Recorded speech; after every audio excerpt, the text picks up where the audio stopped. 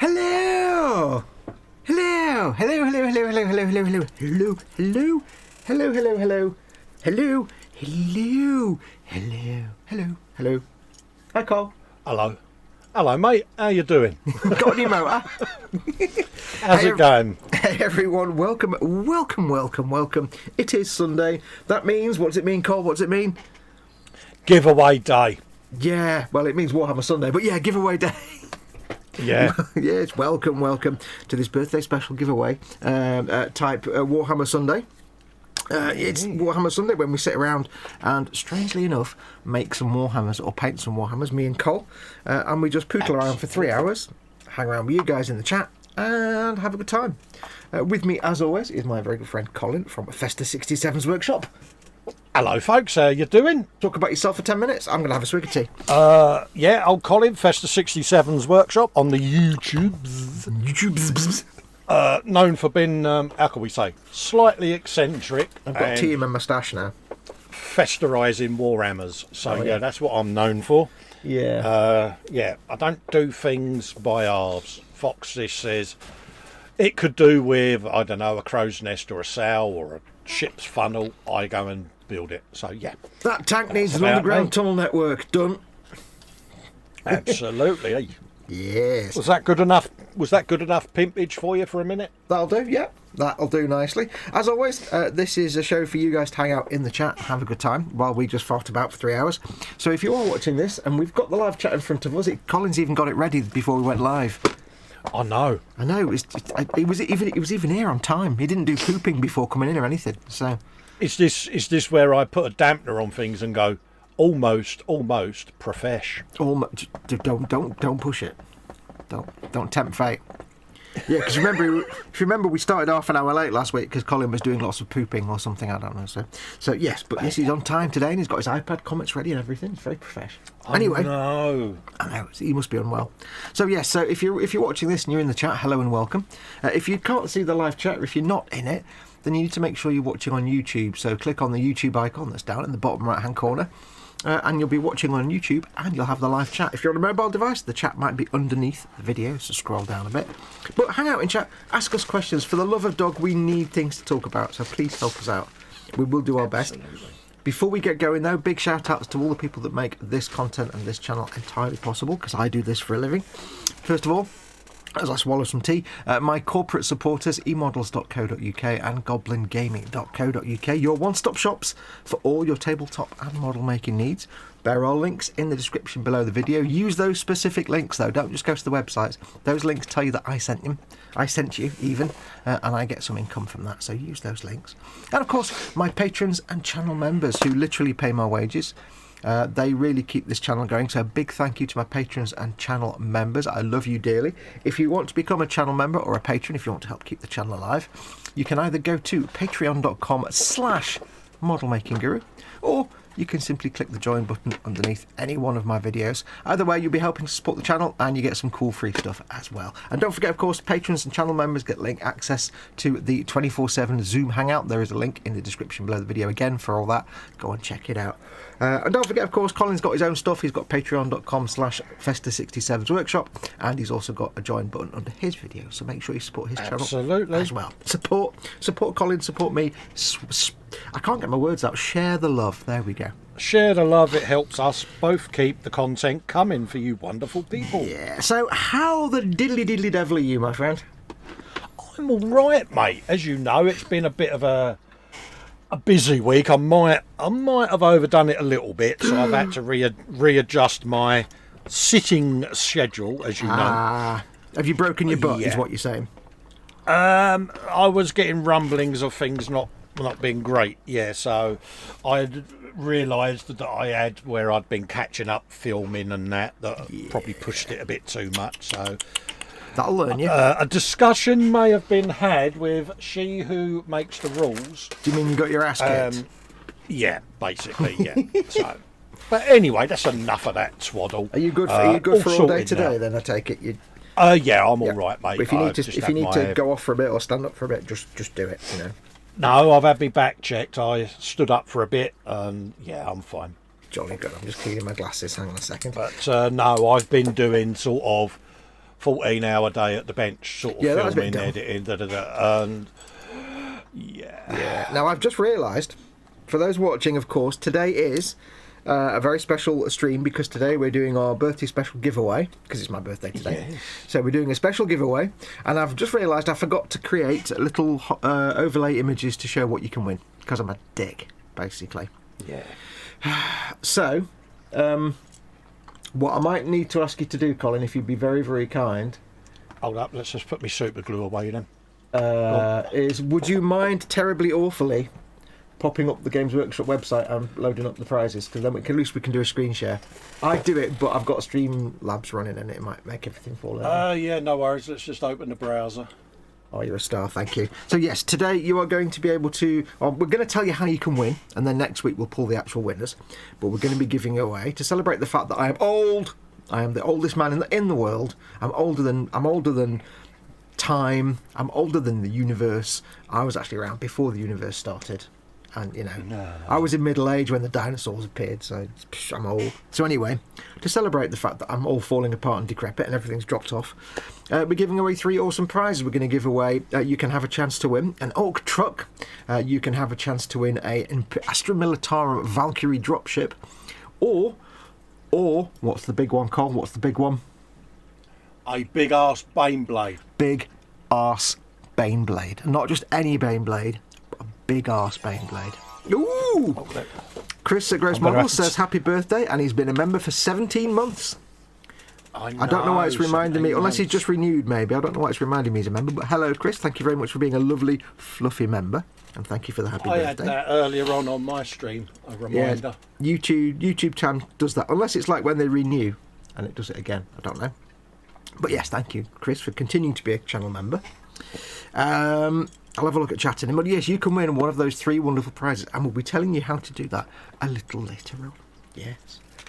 But have a quick look at chat while Colin's unexpectedly fussing with the Games Workshop website. I do apologise. Yeah, that's all right, mate. I am just using typey words. That's all right. This is acceptable. Where are we? Let's have a look. What's the Ork Trukk called, mate? Is it just Ork? Trukk, Trukk. Cool. No worries, mate. Let's have a look. In chat, we have Lynn Dipple was in very briefly before we went live because she's obviously got to have gone. Words. She's obviously gone to work, so she says Colin hugs, happy birthday, and hello to everybody. Andy McLeish and Just Django are in. Not seen Just Django for a while. Welcome to you, my friend. Obviously, thank you to everyone who wishes me a happy birthday. Max McGinn is in. Welcome, Max. Hope you're all having a good weekend, plus happy birthday to Foxx. Graham McRobert is in on the Sunday bus again. Hey, Graham, thank you for coming along. We have Marcus Brune is in. Hi, Foxx and Colin. Hi, all in chat. We have Gemma Williams is in. Hey, Gemma, big Gemma hugs. Wishes me a happy birthday. Adeptus Latrina is in. Apparently is awake, but that must be lies, because, no, it takes at least 2 hours and a cup of coffee to wake up, really. Candygram is in as well. Welcome to you, Jeff. Thank you for coming by. Pizza Lord says, woo! Welcome, Pizza Lord. Not seen you in chat before, so welcome. Hugh Gordon is in. He says, happy birthday, many happy returns, boyo. Busy in chat today. I wonder why. Yeah. It's amazing, isn't it? William Rayborn is in. Welcome, William. Welcome to you. Peter Davey, hi, and a happy birthday to a special gent. Wait, is it somebody else's birthday? Yeah, I was going to say, can't be you. Well, I'm special, but not. I'm more of a special. That's my kind of special. Sprue and Glue is in. Festa hugs, Fox hugs, and chat hugs. Welcome to you, Sprue and Glue. Sir T Baggins, happy Sprue-tastic birthday. Thank you very much, Sir T Baggins. Not seen you for a while. Who else have we? Mad Martigan is in. Welcome, Mad Martigan. Hi all, and happy birthday. Philip Buck, hello, good afternoon, peeps. Welcome, Philip.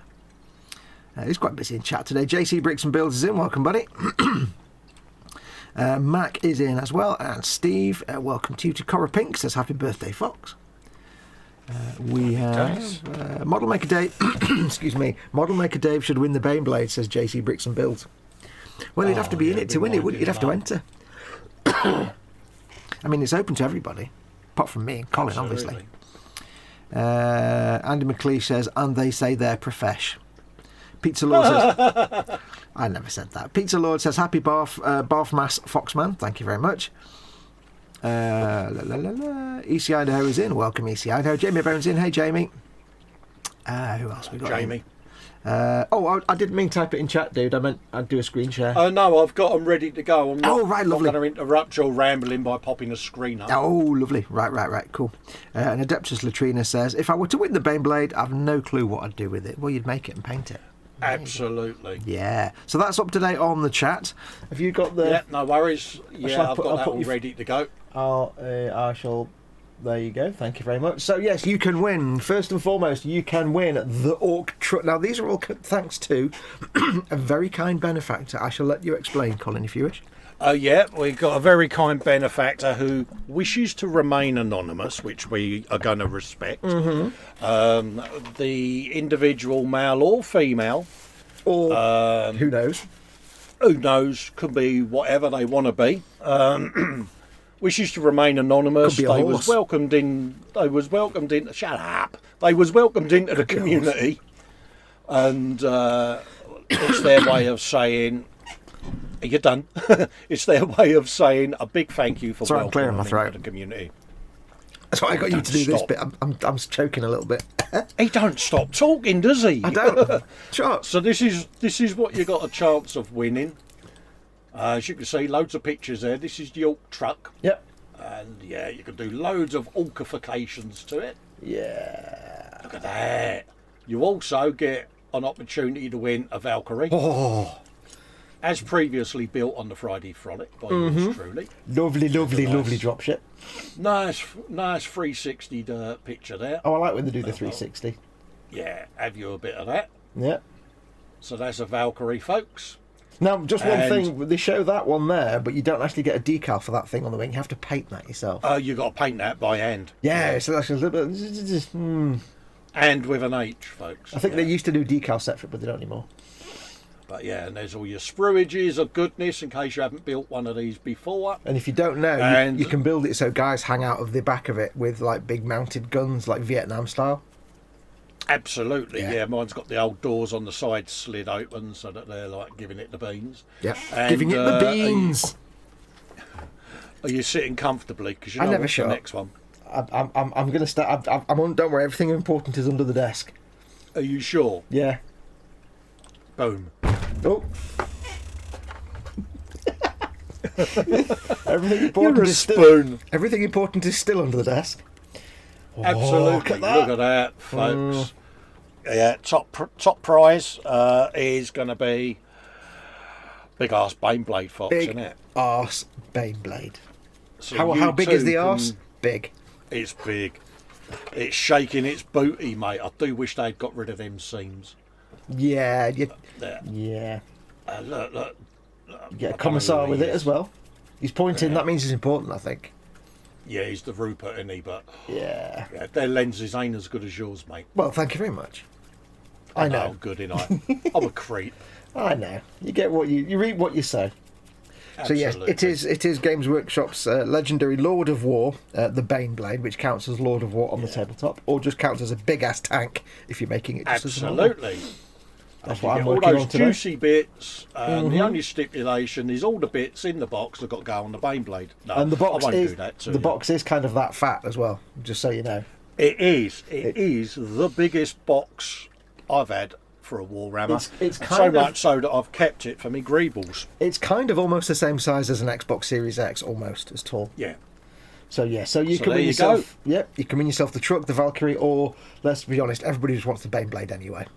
You can win the Baneblade. So that's what you got. So I'll keep that. I'll remove it for now off of there, but I'll keep it active in the bottom there. Yeah. Yeah, that's what will be. Sounded wrong. That's keep your bottom active. What? Wait, what? Yeah. Keep it active in your bottom. I don't want to know about that. Thank you. Rumbling in your bottom and things like that. Nonsense. So yeah, so that's what you're going to win. So we'll be telling you all about that a bit later on. So make sure to stay tuned. Absolutely. Well, mate. Yeah. So don't suddenly leave halfway through because. You know, happy birthday anyway. Oh, thank you very much. 49 and 3/4 officially now, mate. 49 and, well, in about 1 hour it'll be exactly 365 days. Yeah. Apparently it was about 5:30 in the afternoon when I was... I want to know, when you got out of bed this morning, did you wake up with old man's appendages? I did a great big trump. Good man. Welcome to bin 50. I sat up in bed and was like, oh, hello. So that was quite pleasant. But then that obviously spurred me to get out of bed because it was quite a big trump. And obviously I had to move quickly, so... no, nothing Mate, broke, nothing fell over. All the aches and pains I had yesterday, I still have today. I think you wait until you start getting out of chairs and going... Well, one of my presents from one of my friends was like 100 packets of ramen noodles, so I'll be doing a lot of getting out of chairs very fast, I think, in the future. Absolutely, mate, absolutely. So, yeah, but yes, thank you to everyone who's wished me the birthday goodness. I'm 50 now, that means all kinds of things need to start going wrong. Werther's original. Yeah, I'm still gutted that I've hit 50 and my hair hasn't gone white. Yeah. It's not. There's still time. I mean, I've got a few grey hairs in the old beard of beardness, I have to say, but I've not got like white hair. I'm not. My dad had white hair by this age. It's not right. You want to go full Captain Birdseye, don't you? You want to go like Dave, don't I do. you? I'm jealous of Dave's white-hairedness, because the thing is, like I've said before, when I grow a full-out beard, I look like a hobo, like I should be sitting in a train car riding the rails. If you've got a white beard, you just look distinguished. You look a bit like Charles Darwin. Of course, not that I would mock you, but you have had someone walk past you before and flick money in your cup, haven't you? Yeah, I've been sat on the stairs in Manchester Library once waiting for someone and had somebody drop 50p in my coffee cup. I'm like, oh, hello. That can only happen to you. I didn't see it as a bad thing because I suddenly had 50p, so... Yeah. Yes. Steve says, you're lucky you have hair. Steve at Totally Skull Model says, happy 10th birthday, Fox. I like that one. Yeah. Those sponsored turrets look great on a Chimera, says ECI. Now, I believe somebody was suggesting you make a Chimera in Berlin camo.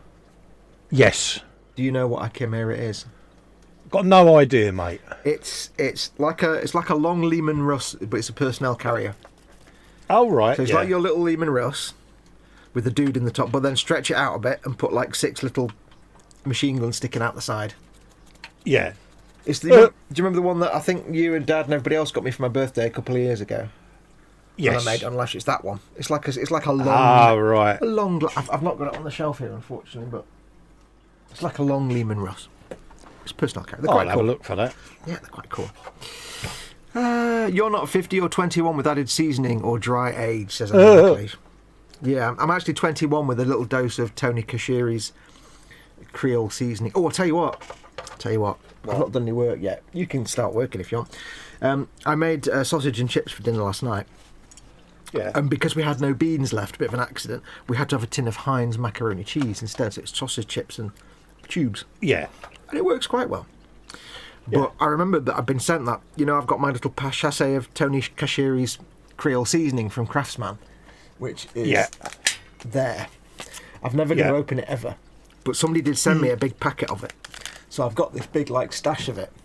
And I thought, I keep forgetting to use it, so I thought I'll put some in my macaroni cheese. Because I did some paprika. Yeah. I couldn't put it on the sausages because they were already in the grill. So I got, like, literally, imagine, like, the finest powder you can imagine. Like, the finest, like, flocking for grass, static grass. Yeah. And then take, like, three or four little tiny particles of it. Yeah. And that's how much I put in the macaroni cheese. And wow, did it kick like a mule. Kicked your ass. Irish. That's all right. It's like, oh, wow, it's just so nice. It's got a nice flavour, but it's really powerful. It's not hot like burning chili hot, but even the tiniest amount, you can feel it. Ray Aquilina's saying happy birthday to you, Fox. Oh, thank you very much, Ray. Big hugs to you in Maltaland. Nigel Modelling mentions, happy birthday, model making guru, 41.7 years old plus VAT. Mad Martigan says, not to worry, membership in the GF Nurgly Old Boys Clubs gives you the possibility to grow new appendages when needed and also where not needed. Yes, I do have now basically enough Death Guard to make a Death Guard army. You will find now as well, you will grow the most longest ear hair you've ever known. Oh, that's why I'm kind of realise that's probably why my little earbud keeps popping out when I'm trying to do these live streams. Yeah. Yeah, see, the barbers, you will get used to that sound. Not that I go to a barber's, but you'll get used to that whirring sound of the ear clipper. Oh, I just get me razor and just get it in my ear like that. Yeah, I've got a beard trimmer, and I did use, or have a go at using, the nasal hair attachment. So I shoved it up my nose and then switched it on. That was the worst thing I could have done. Apparently, Yeah. you switch it on first. Yeah, so you don't But yeah. dig it into like cartilage and stuff. Yeah. Well, I tried one once and I tried the same thing, but I just found it was far too tickly to even feasibly use up my nose. Yeah, I So- couldn't stop sneezing. Yeah. So, and then, the thing is, like, this is the thing, when you use any kind of beard trimmer or anything like that, there's always the chance occasionally, like beard trimmers or anything like that, that it will accidentally pull a hair out. Now, when you're doing a beard trimmer, it's always on the moustache part when it pulls a hair out, and it's quite painful. Yeah. When it's definitely. a nose hair, I'm not ever doing that. No, because I don't want the accidental nose hair being pulled out, because that's like being kicked in the nads, but with pain. Yeah. Because like when you get kicked in the bollies, it's not actually painful. It's just your entire world crumbles into a singularity. Yeah. And you lose the ability to just metabolise or breathe. It's like Absolutely. that, but it's like that, but pain. So Yeah, it's like that, but on steroids. Yeah. So no, when I'm sorting my ear, I just get my razor and jiggle it around in my ears. And no need for Ponzi equipment. Max McGinn says, good luck to everyone who's entering. The prizes look amazing. By the way, in case you don't know, it's open to everybody who lives in a country that is served by Games Workshop, because we don't actually have the prizes here. Colin and I we haven't bought them. Basically, whoever wins, we will just place the order from with Games Workshop from the website in your country. Yeah. So if you live in Brazil or Spain or North America or France or Germany, we'll just go into that country's Games Workshop site, just click on the flag, and then place the order. Place the order. Yeah, and basically it's just the same as if you'd ordered it. So That way you won't get hit with customs import duty or... yeah. That's the hope anyway. Yeah. Now, disclaimers, of course. First of all, this giveaway is nothing to do with, I have to say this, is nothing to do with YouTube. They've got no involvement in it at all, and they've got no liability. I have to say that under YouTube user guidelines. Terms and conditions, yes. It's also nothing to do with Games Workshop. If you normally get charged import duties when you order from Games Workshop, you will, of course, still get the same thing this time, because I'm just ordering it in place of you ordering it. So just keep that in mind. But as far as I know, if you don't normally get charged import and stuff, you won't get any shipping charges, you won't get import duties. I just have to cover my arse and say it's not impossible, but So just imagine you've ordered it. If you can order through the Games Workshop website normally, you can enter this competition. You've got to be in it to win it, Yeah. My eyes are watering at the thought of a nose hair being pulled, says Adeptus Latrina. Yeah, it's the worst. It's like the pain equivalent of being kicked in the bollies. Oh, yeah. And I have to say, I have to ask this question. Mini Wibble here. Good man, go for it, because I don't wibble. Whoever designed the pedal bicycle back in the day was clearly a complete moron. Because I'm going to add to that the rally chopper with the gear lever just in front of the seat. Yeah. Well, that was the 70s. Everybody was just stone, so it was different. But why would... Because it was invented by a man. Men have parts that are exposed to the air, that hang freely in certain areas. If I was designing an implement upon which I would sit, I would make sure there was not a dirty great crossbar right in front of if I'm likely to suddenly not be sitting on the seat. Whereas the ladies get the drop crossbar. Yeah. Why did men get the... Well, you slide off that seat when you brake too hard. You're never having kids. Who does that? Why would... Ooh! I think it stemmed from the days of horse riding, didn't it? Where men mount over the saddle, whereas women used to step through, didn't they, to go side saddle? So. Yeah, but nobody thought about the fact is, what if I hit a tree, or what if I suddenly brake suddenly or slip off the seat? It's going to really do some damage. No one took into account the Foxx effect, did they? No. It's like you wouldn't build pneumatic crushing pistons into your underwear, so why put a crossbar on a bike? Exactly. I don't know. Anyway, it was in a mini. It was a comedy wibble, that one. Model Maker Dave's Workshop's in. Good man. He wants a Dave. Baneblade. He does. If he wins the Baneblade, though, that means I don't have to do whatever it was I'm supposed to do for him to make a Baneblade. Is that what I'm supposed to make? I think Dave's not entering because he was worried that if he did win, people might think it was rigged. That's true. Well, we'll be pulling. I think he's politely well, entering. we will be could be pulling wrong. the winners live randomly, so... Absolutely. So what was this thing that I'm supposed to do then? I'm supposed to, for those that watched, I didn't watch your stream, I'm supposed to do... Oh, you didn't watch my stream? No, it's like that now, No, you know is when it? I came in like about 2:10, that's when I came. I didn't see anything before If you do a 1/24th Spitfire, Dave will build a Baneblade. God damn it. I did one when I was like 12, that counts, right? Dave's doing a Baneblade. I like your thinking. Yeah, I did one as a kid, there you go, I've done one, there you go, damn, bye. I don't know if I can condone such terms. I think that may... But we may have put a poll up in the group that Dave should Dave do a Baneblade. Not that we've rigged it in any way, but everyone's saying... I saw that. And I forgot. I didn't ever got round to voting on it. Damn it! There's no way you can guess what I would have voted for. No. It's You impossible wouldn't have to had a know. biased vote at all, would you, mate? It's impossible to know what I would have voted for. Right, I need to get myself. I need to do some work, and I need to get myself a paint. I didn't like to say. No, do I want to paint it with duraluminium or do I want some collector escape, which is exhaust manifold? I've fallen out. Hang on. Oh. No, I thought Colin had gone quiet. Let's get back in. Get to the chopper. And he's Now, back. I'm back in now. You cannot escape now. No. I was just about to say to you, you've done really well. You've not dropped out yet. So even thinking it I know. makes it happen. Even thinking about it. This is my favourite paint name ever. It's exhaust manifold, but for some reason in Spanish that translates as collector escape. Oh, nice. So it's a nice bit of collector. I don't think I'll use that though. I'm not sure what colour it actually is.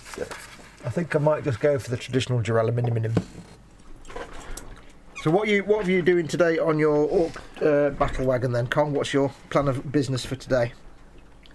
Chipping. Ooh, let's give you a full screen. You can show us what you're doing. Show us what you've done. Oh, I'm doing a bit more chipping around the old blade of the dozery kind, laying down the lighter colour, Ooh, very nice. as instructed by the guru himself. Well, not instructed, but as guided, maybe. So I'm doing that, and then I'm going to put a few more better chips in some areas just to capture a bit more character. But it's coming along. It's got turret chipping. So yeah, Great big magnet. yeah, it's just sorting out that side of thing. Obviously, I put that on the other day, so I've got to chip that and Yeah. sort that out. Was that on the stream he did that? It was, wasn't it? It was, yeah. He was. If you didn't see it, he was there and he's like, "Should I put this on? I don't know. Should I put it on?" And he put it in place and he's like, "Yeah." Yeah, that's pretty much the Festa process, isn't it? And yeah, I'm just dirtying it up and just randomly adding chips, dirt, detritus as I go round it. And A little bit of filth. yeah, you may have created a monster, mate. with I created chipping nothing. There was because, already a monster there. you know, I just happened to give the monster a nice hat. I like the way you just encourage me to add extras. He waits until I've finished and then goes, Do you know? what it could do with is... Oh yes, what it could do with. Yeah. Awesome. What I will be doing today is I have almost finished these two Baneblades now, or Baneblade and the Banesword. I have done all the painting, all the main painting. All the lenses are done. If you saw when I posted the pictures of the day of, I can't remember the camera. Yeah, I showed them on the stream, mate, today. I'm going to bung your full screen, That's mate. right, they'll be out of focus anyway. But I've got the. You can do it, yeah, if you want to. There you go. You'll go in full screen. I've got all done the my little lenses punishment. painted, all the little sort of periscope lenses. I've got all the searchlights and stuff painted as well. I'm quite proud of that searchlight. And all the little things like tail lights and all that stuff on the back. So they're all done. I gave it a hearty dose of Vallejo, what's it called? Premium matte varnish yesterday. Oh, right, yeah. Which apparently those premium varnishes are intended for remote control. They're quite durable, apparently. I read somewhere that they're designed for remote control vehicles and body shells, so they're supposed to be super durable. So they've had now a goodly coat of matte varnish. I've done all the weathering. I'm still not decided about how the wheels came out.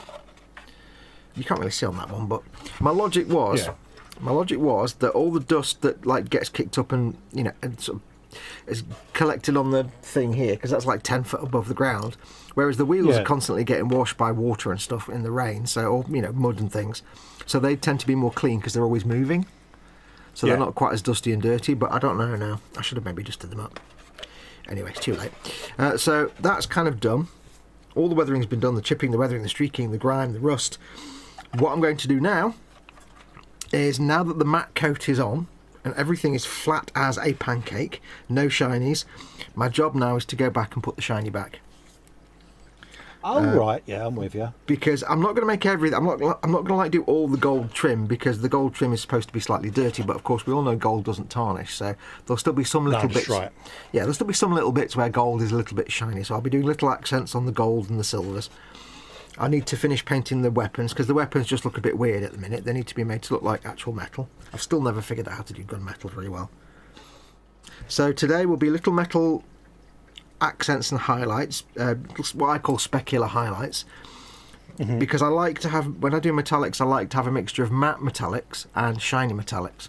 So if you look at you look at any piece of metal equipment out that's not rusted, like that's still clean metal, if it's outside, it won't all be completely shiny. It'll be, some of it will be just have a layer of grime on it and be like just matted, or if it's frequently like a hand railing, it'll be kind of rubbed matte, but in some places rubbed smooth. Yeah.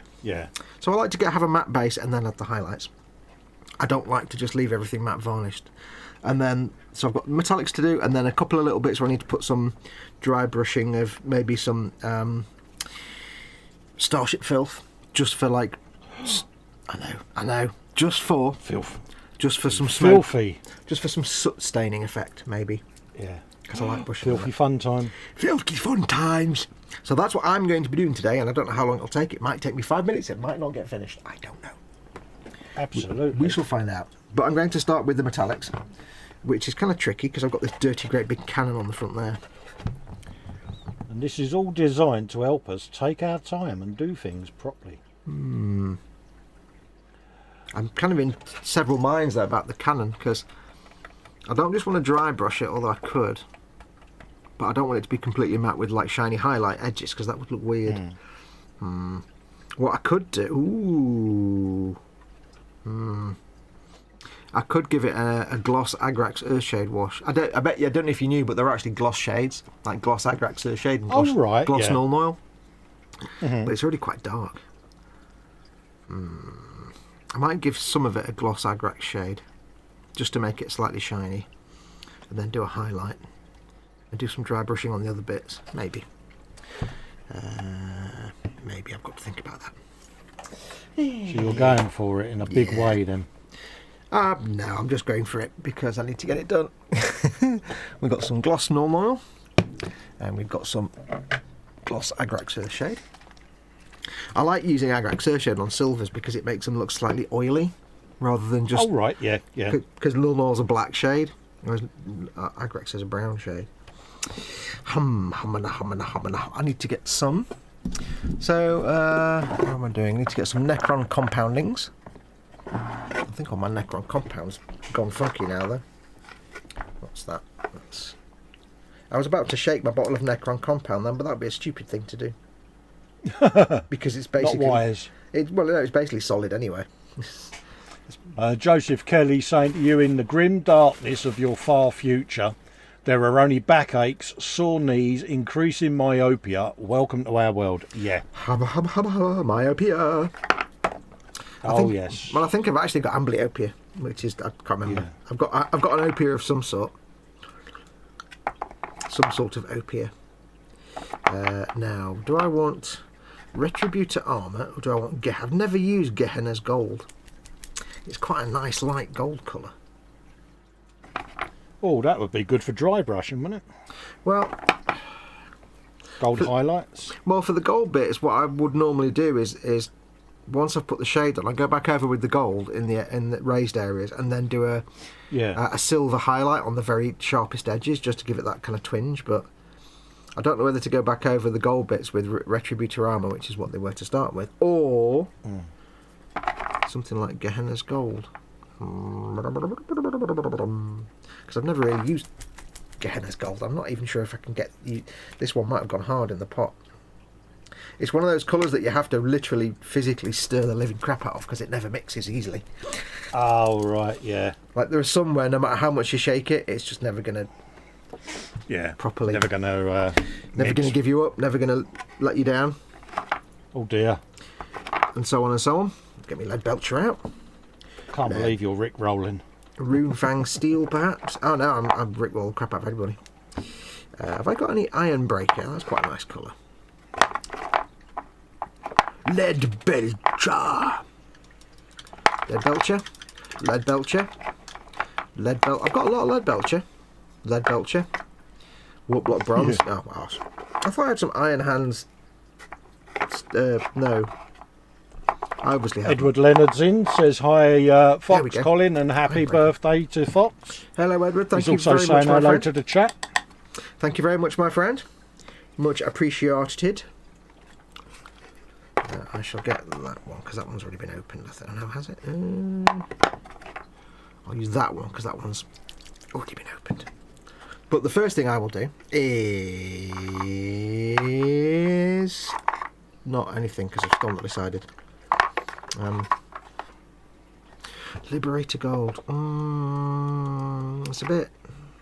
I'll get it out. First thing I'll do is a little bit of metallic dry brushing now, just to pick out some edges, but only a little tiny bit. And what I might do as well, if I can find it, I might do some graphite. Oh, But it would require me knowing where the hell my graphite pencil is. I have no idea. Khajiit does not know where it is. it's been put in that special place. I'll put it there to keep it safe, and we always forget where that place is. I don't know where it is. Could be in there, maybe.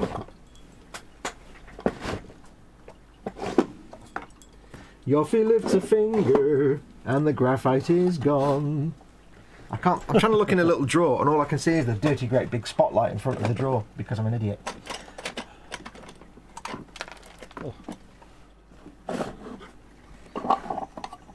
Arse magnets, do do do do do do do. Don't know where it is. It's probably in the drawer with the thing on it.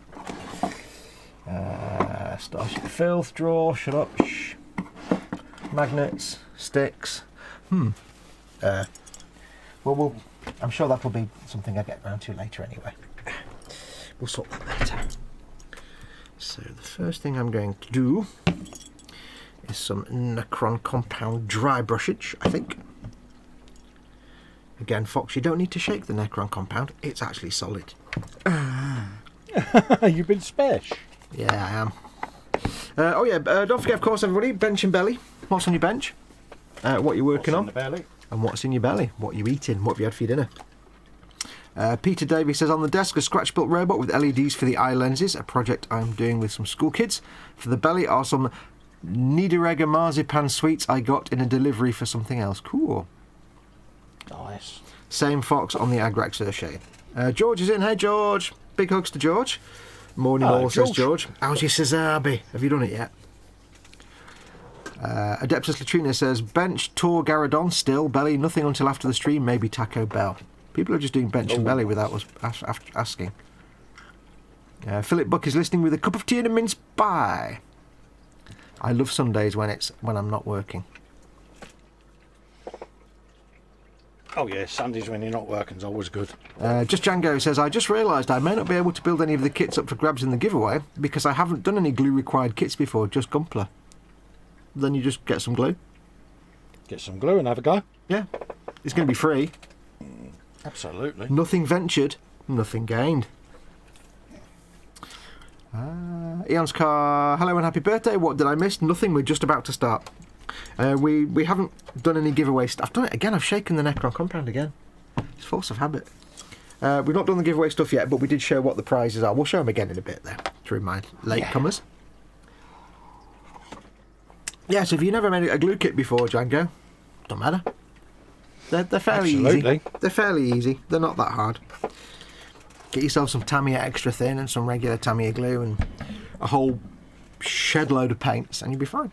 And have a go. You may need to buy half the Citadel paint range though, but... there may be a delivery 5 stops away from Foxx. I expect a doorbell in a few minutes, said Chris at some point in the last half hour. Yeah. But apparently I'm not supposed to open it until Monday show, so...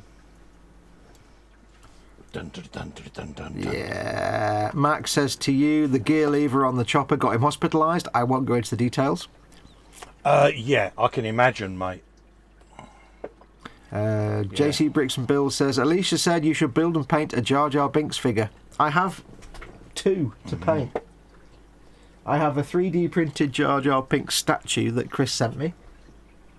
And I actually have a Jar Jar Binks action figure that I need to strip, take apart and paint. And I do intend to, because the thing is, I actually like the design of Jar Jar Binks. I like the look of him. I love the face, it's great. I just hate the character. But I do like the look of it, so...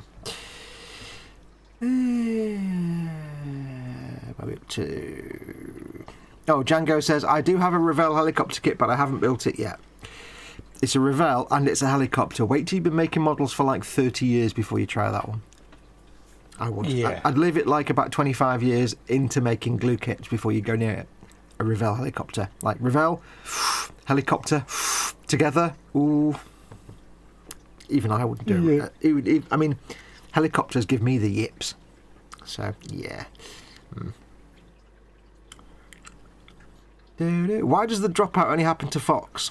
Says Andy McLeish. It's probably something at my end on my computer that makes StreamYard kick me out. I don't know. It's a known bug apparently with StreamYard, but they've never fixed it. So it's probably some kind of setting in my Windows that it doesn't like. Welcome to...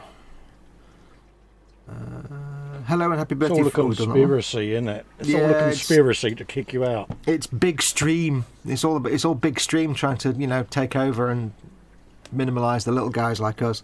It's big stream. That's what it is. They're in coots with Big Pharma. Ian's car says on the bench. A Lego dungeon for 2 players, and for the belly right now, banoffee sandwich, and for tea, meatballs and carrots with pasta. Banoffee sandwich. Nice. Just Django. Great to hear. Might not be easy to paint because I mostly use Gundam markers with an airbrush if I ever do paint. Well, you get yourself some paints, and there's plenty of how-tos paint, and that's what we're here for. So yeah, if you win one, get yourself some good paints. Adeptus Latrina says Vallejo. I asked Vallejo how they pronounce Vallejo, and they told me on Twitter that, well, technically it should be Vallejo because it's a V pronounced B, but they said Vallejo is pretty much correct because I'm a white guy, and they said, for white people it's Vallejo, but it should be Vallejo. But yeah. And for Festas, it's Vallejo. And for Ted, it's Valero. Valero. Excuse me. Do you know, I keep biting my tongue, the back of my tongue, and I don't know why I keep doing it. It's really annoying. Old age. It's like my tongue's swollen. My tongue's got bigger and my teeth have moved. I don't know. It's really annoying. Yeah, old age, mate. Same part at the back of my tongue.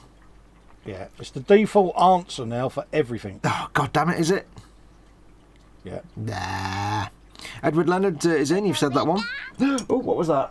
The Bobbins super. Oh, hang on, I missed that one. Where is it? How much was it? The Bobbins are super chatted £5 saying happy birthday, Foxx. Thank you very much, the Bobbins. You're very, very kind. Big, massive hugs, and thank you for helping support me with that. Thank you, thank you. Sir T Baggins. Here we go.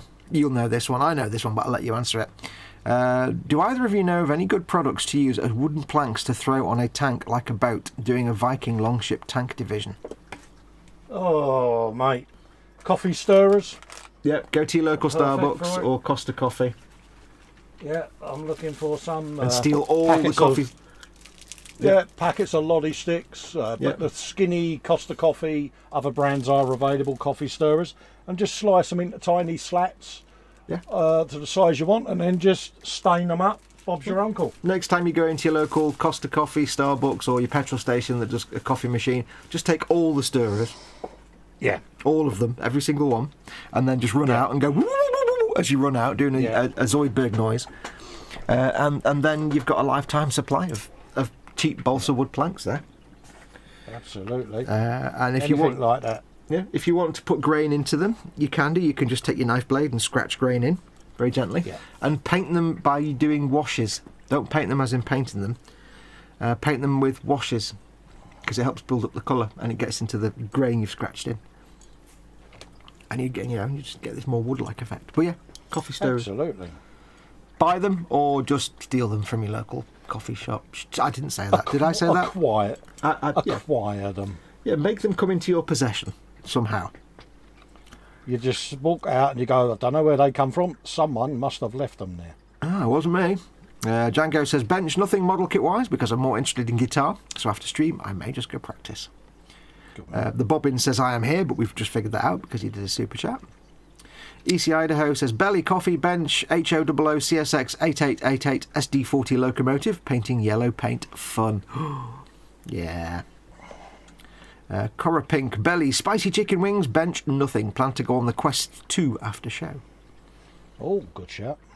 JC Briggs and Builds belly pepper armies bench Lego Sesame Street, then turning into an MOC and an Airfix 148. I'll start that again. Lego Sesame Street, then turning into a mock or an MOC, my own creation. I know what that means. Yeah. MOC, you see. Are you doing it as a snot? A snot mock. I know me Lego terms. Studs not on top. And an Airfix 148 English Electric Lightning F2A F6. William Rayborn says, time to charge the remote control batteries and start packing up. My local RC track has reopened. It's having a free day for practice. Cool. Oh, good man. Edward Leonard says, bench nothing today, but Edward still gets lots of big squishy hugs because we lost Squishy. Yeah, we this lost week. Squishy. Yeah. So it's my birthday, Poor but it's tinged with deep sadness. Although, I'll tell you what. I saw a video yesterday from the NOAA, or was it no? One of the deep sea exploration organisations, and they showed this video of a sea jelly called something or other Gigantea. Now the bit that does that is 3 foot across, and it's not transparent. Super massive jelly. It's not transparent. It's like a beautiful dark purple velvet colour, and it looks like velvet. And it's like this. Yeah. But that's not the good bit. The bell itself is like 3 foot across, maybe 3 to 4 feet across. However, it doesn't have tentacles. It has 3 or 4 like big, long, flat, wide strips, like a strip of ribbon or a big, long tagliatelle. Oh yeah, a bit like a Portuguese man of war, that type of thing. That are up to or over 30 feet long. Oh wow. And about 1.5 foot, 2 foot wide. So you've got, I'll do drawing. You like it when I do drawing, don't you? I do. You like it when I do my drawing. So it really cheered me up and made me happy because I saw it and it's like, so you've got, for some reason I drew a single-celled organism there. I don't quite know why. So you have this jelly, and the bell is there, and it's like that, and it's like that kind of shape, and it's got these little things around the edge, but it's not transparent at all. No. But these ribbons are like, there's a bit there, and then this just ribbon comes out like that. But it kind of wraps round, and you see it going off into the darkness. It comes out like that, and then it just goes off into the darkness. Oh, and it just fades away, and there's like loads of them. And I was watching it swim, and these things, they're like 30, 40, 50 feet long. Oh wow! And because it lives down in the deep pelagic zone, where it's all basically permanently darkness, they just fade away. You just see this bell, and then it's kind of beautiful and spooky at the same time. It's something or other Gigantea. Somebody go and look it up and put it in the chat. It's amazing. It's amazing. And I looked at it, and it's kind of going like this, dead slowly, because it's like huge. Yeah. I was like, oh, and they can live for, I don't know. I don't think they said how long they can live. I'd like to think 1,000 years. Yeah, forever and a day. But that cheered me up, and I thought of Squishy, and that cheered me up. Poor Squishy. So, Edward, you still get Squishy hugs for a bit. Where are we up to? Philip Book says, bench, still the sodding big red London bloody bus. Sick of the sight of the thing. Bell and belly is mince pies. Max says, I'm currently painting an orc boy, later eating beef bourguignon. Ooh. Oh, nice. EC Idaho suggested a 124th Airfix Spitfire with a Jar Jar as a pilot for me to get Dave to do a Baneblade. Good man. The thing is, just saying you do a Spitfire with Jar Jar or a Jar Jar Spitfire doesn't mean nobody said do it as a plane that would actually fly. I could do it as... You'll war-ram it up. No, I could do it as, here's this Jar Jar Spitfire that crashed 70 years ago in this French field, and here it is being dug out by Time Team, and it's just bits in mud. See? Ah, you didn't think of that, did you? Didn't think of that. Damn your scheming connivance. I shouldn't have said that. I should have just done it, and there you go, Spitfire. Where are we up to? Belly Sausage Sandwich says Scale Model Ninja. Bench Warhammer Blood Angels Intercessors. Oh, nice. Mad Martigan, does anyone like this character? I'm not even sure Big George likes him, considering how annoying he made him. What, Jar Jar Binks? Nobody likes Jar Jar Binks. Although I have to say, I didn't mind him in the Clone Wars animated series. Oh my God! Now I'm really worried about you. Well, they kind of toned it back down a little bit, and they gave him a little bit more of a character. He was still a bit of a buffoon. Yeah. But they kind of toned him down a bit, and everybody's like, "Oh God, really?" And all the characters are like, "We'll send Jar Jar Binks." Oh God, because he was an ambassador for the Republic, wasn't he? So that's right. Yeah. So they kind of made him acceptable. But yeah, no. Just got to drop out for a sec, mate. Okay. Nigel's Modelling Bench. I recently made a video on pre and post shading with an airbrush. I'm getting asked if it can be done with a brush. I guess you've done a video I can refer them to. Yes, I have. If you give me a minute, I'll see if I can put it in chat. Let me see if I can do that. 1 second. Everything might fall over now because I'm running 18 different things. I know the screen's gone black. That's probably a bad thing. Hang on. Are you back? There you go. Right, I'm just getting the link up here and I can get it in chat. 1 moment. How to pre-shade without an airbrush. Bizarrely. Now, where do I put that? I need to put that somewhere, don't I? Let me put it here. So I'm just going to put the link in the chat. You have to bear with me while I load hundreds of things to do this. Where's the chat? There it is. Paste. There you go. So that should be... It's not a guide to... Although it says pre-shade, it's really post-shading. It should be showing you how to create a pre-shaded look or effect, but without an airbrush. In a nutshell, you basically get your base colour down, do a dark wash, and then use dry brushing to build the light colours back up in, where you want the highlights. It's all about dry brushing. It's all about the dry brushing. And when I did these tanks, this one was highlighted with an airbrush. You can't really see now because the weathering's hid them all away, but this one had highlighting done with an airbrush, so lighter shades. This one is all brush paint, apart from the base coat of Zandri dust, which was a rattle can, and a little bit of airbrush Tamiya buff to get the dust effect there. Everything else was brush paint. It's all these green areas where you've got like the dark colour, and then the centre of the panels are highlighted like that there. If you ignore the a bit of shading from the pin wash, that was a green colour, and then the centre of those panels was highlighted up. You can see there maybe that kind of effect. That's dark green, and that's 2 different shades of green. So that, because this was several different colours, I didn't want to be doing any masking on this. So that's all brushwork, and all the highlighting and post shading was done with brushwork on that. So yes, you can't pre-shade with the brush. You can, but it take a long time, because if you wanted to say get the idea of pre-shading is that you put like a line of dark colour over the primer around any recessed panel line, and then when you paint over it, of course, that darkness a little bit shows through and you get that shadowing effect. We do it with an airbrush, you get a nice soft fluffy line. If you do it with a brush, you just get a straight line. So you could dry brush lines around all your rivets and recesses, but it'd be more of it's a pain in the bum to get precise dry brushing. So it's easier to do it as a post shade where you add the highlights afterwards. You just got to be careful you don't build a texture into your paint, because that can happen. But yes, that link should take you to a video which shows you how to do that. I used to work with a Spanish guy who told me indeed Vallejo is Viejo. He also said Mi Jimenez is pronounced Mi Jimenez. Yes, Mi Jimenez.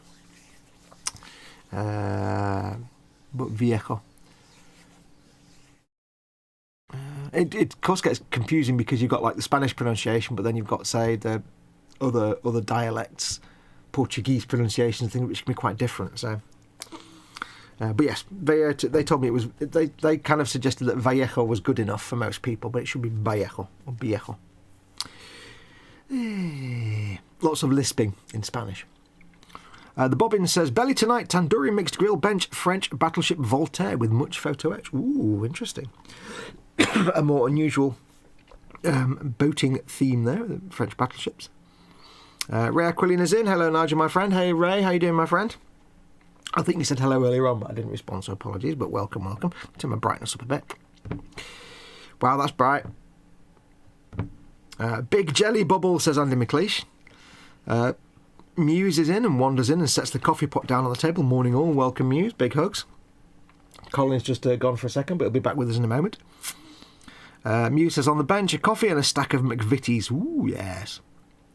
Foxx, your truth. Foxx, your truth. Foxx, your truth. I don't know what you mean, says EC Idaho. Fester, did you get diorama video I sent? If not, I will try and resend it. He's just away from the bench at the minute, but I'll ask him when he comes back. Jar Jar was funny when he got zapped, says Muse. No, it was never funny. Jar Jar was funny when he got killed, but when he never got killed. Oh well.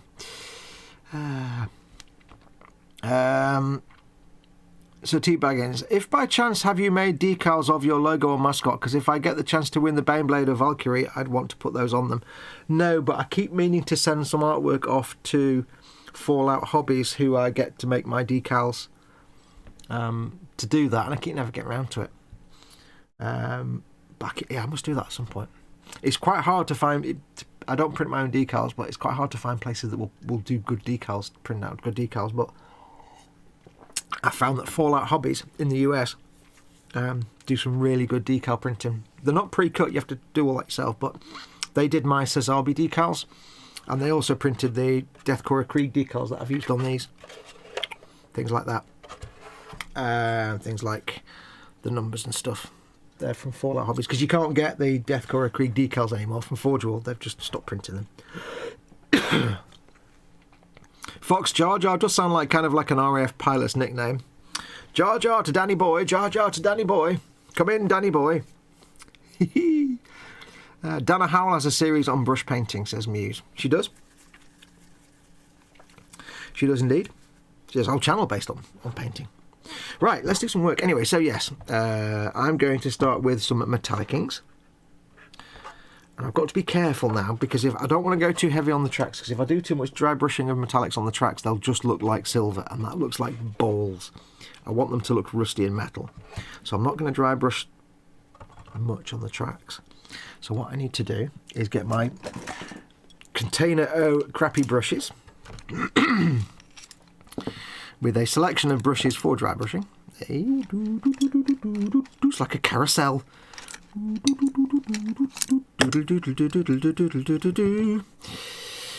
That'll do. I do recommend with especially Citadel base brushes and dry brushes, don't throw them away, especially the base brushes. If you use Citadel base brushes, they don't last very long. They don't keep that teardrop shape for very long. They go fluffy, but these make fantastic dry brushes for like small areas. If you want to do a little bit of dry brushing, they make fantastic dry brushes. So I'm going to move these brushes out of the way because these are good brushes. These are the poor brushes. Now I'm going to be doing this. So obviously once I start doing this, I've got my lenses on, or I will have, so I won't be able to see chat too well. So if you need to catch my attention in chat, please do give me stuff to talk about. While it's just me. If you need my attention, if you need to get my attention, please put @ModelMakingGuru at the start of your comment so it pops up on there with an orange box. Or if you want to, you can do a super chat like Bobbins did, and that'll make a noise, and I'll definitely know you've done a comment then. Paul Di Tommaso is in. Hey Paul, hello everybody, he says. Welcome, welcome. They do nice work for sure, Foxy. I need to send an order soon, says Muse. Thanks for the link, Foxx. I shall send people your way, says Nigel. Thank you very much, buddy. Right, so what I'm going to do is carefully. I need to do some dry brushing on the big volcano cannon. I think it's the volcano cannon. I'm not sure. To just brighten it up a little bit, but not necessarily get all the edges. To Krieg or not to Krieg, that is the trenches, says Andy McLeish. Bless you, sir. I've got some... If I go dura-aluminium, that's too bright. I might just go for some... I might go for some simple lead belcher just to start with, because it's got a couple of washes and it's had a matte varnish. So I don't want to make the weapon... Well, that's gone dry. Ugh. More lead belcher. I don't want to make the cannon look shiny, silver and clean. But I want it to look not matte. So let's do this bit first. We'll get some tissue. La la la la la la la la. Hello, Paul and Phil. Who's come in? What? Wait, what? Philly Sin. Afternoon all. Welcome, Phil. And of course, Paul Di Tommaso who's come in. So what I shall do, I shall use a small former dry brush, or shall I use something big? Choices. I shall use... I'll use something big actually. I want to brighten this cannon up a little bit. I don't want to necessarily make it look like shiny metal. I just want to brighten it a little bit. Now, lead belcher is not exactly a bright shiny colour, but that's fine, because lead belcher by itself will be more shiny than the matte varnished lead belcher that's already on there. So this is really just about, that's quite dark, bringing back a little bit of shine. What I'm trying to do here is just build up the specular highlight, as a video game designer would tell you, a 3D artist. It's just about very carefully and very cautiously building up, first of all, just I'm putting on no pressure whatsoever. I hope I'm on camera. No pressure at all here.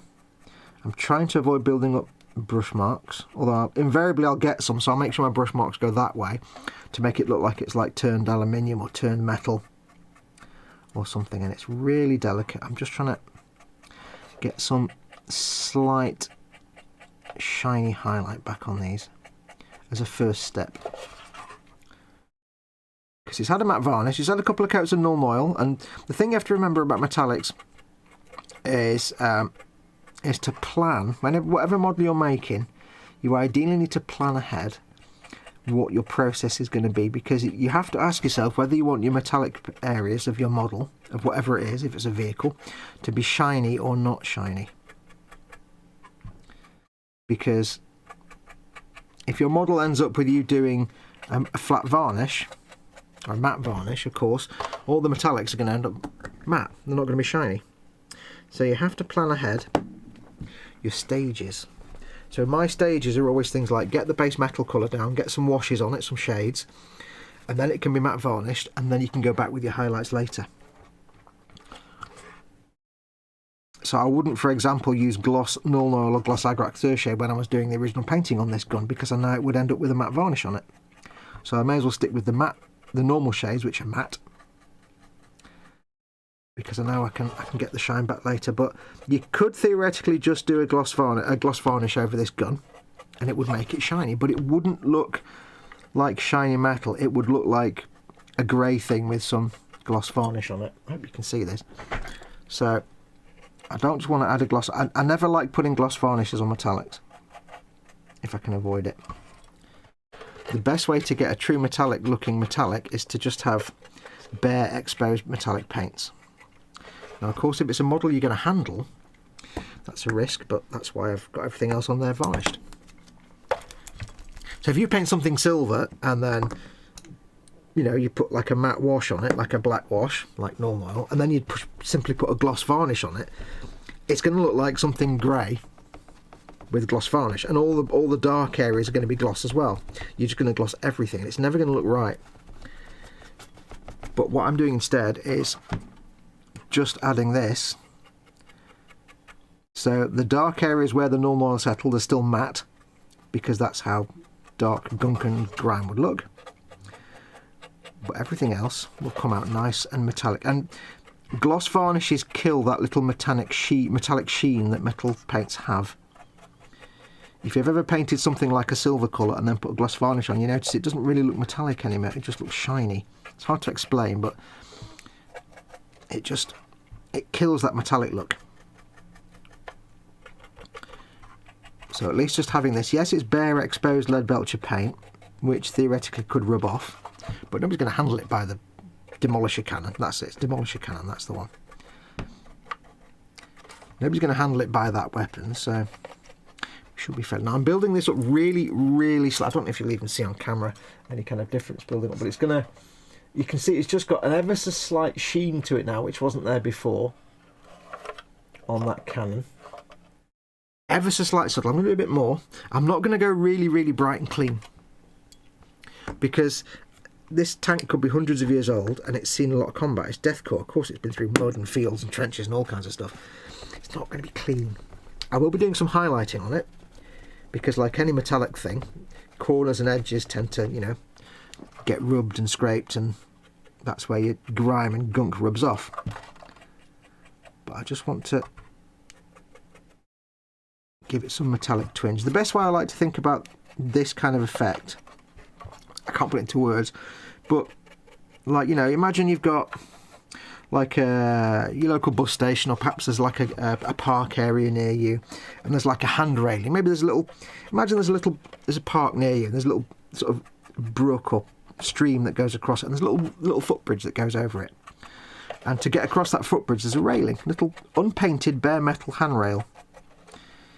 What you'll see is that handrail will be mostly grey and not all shiny.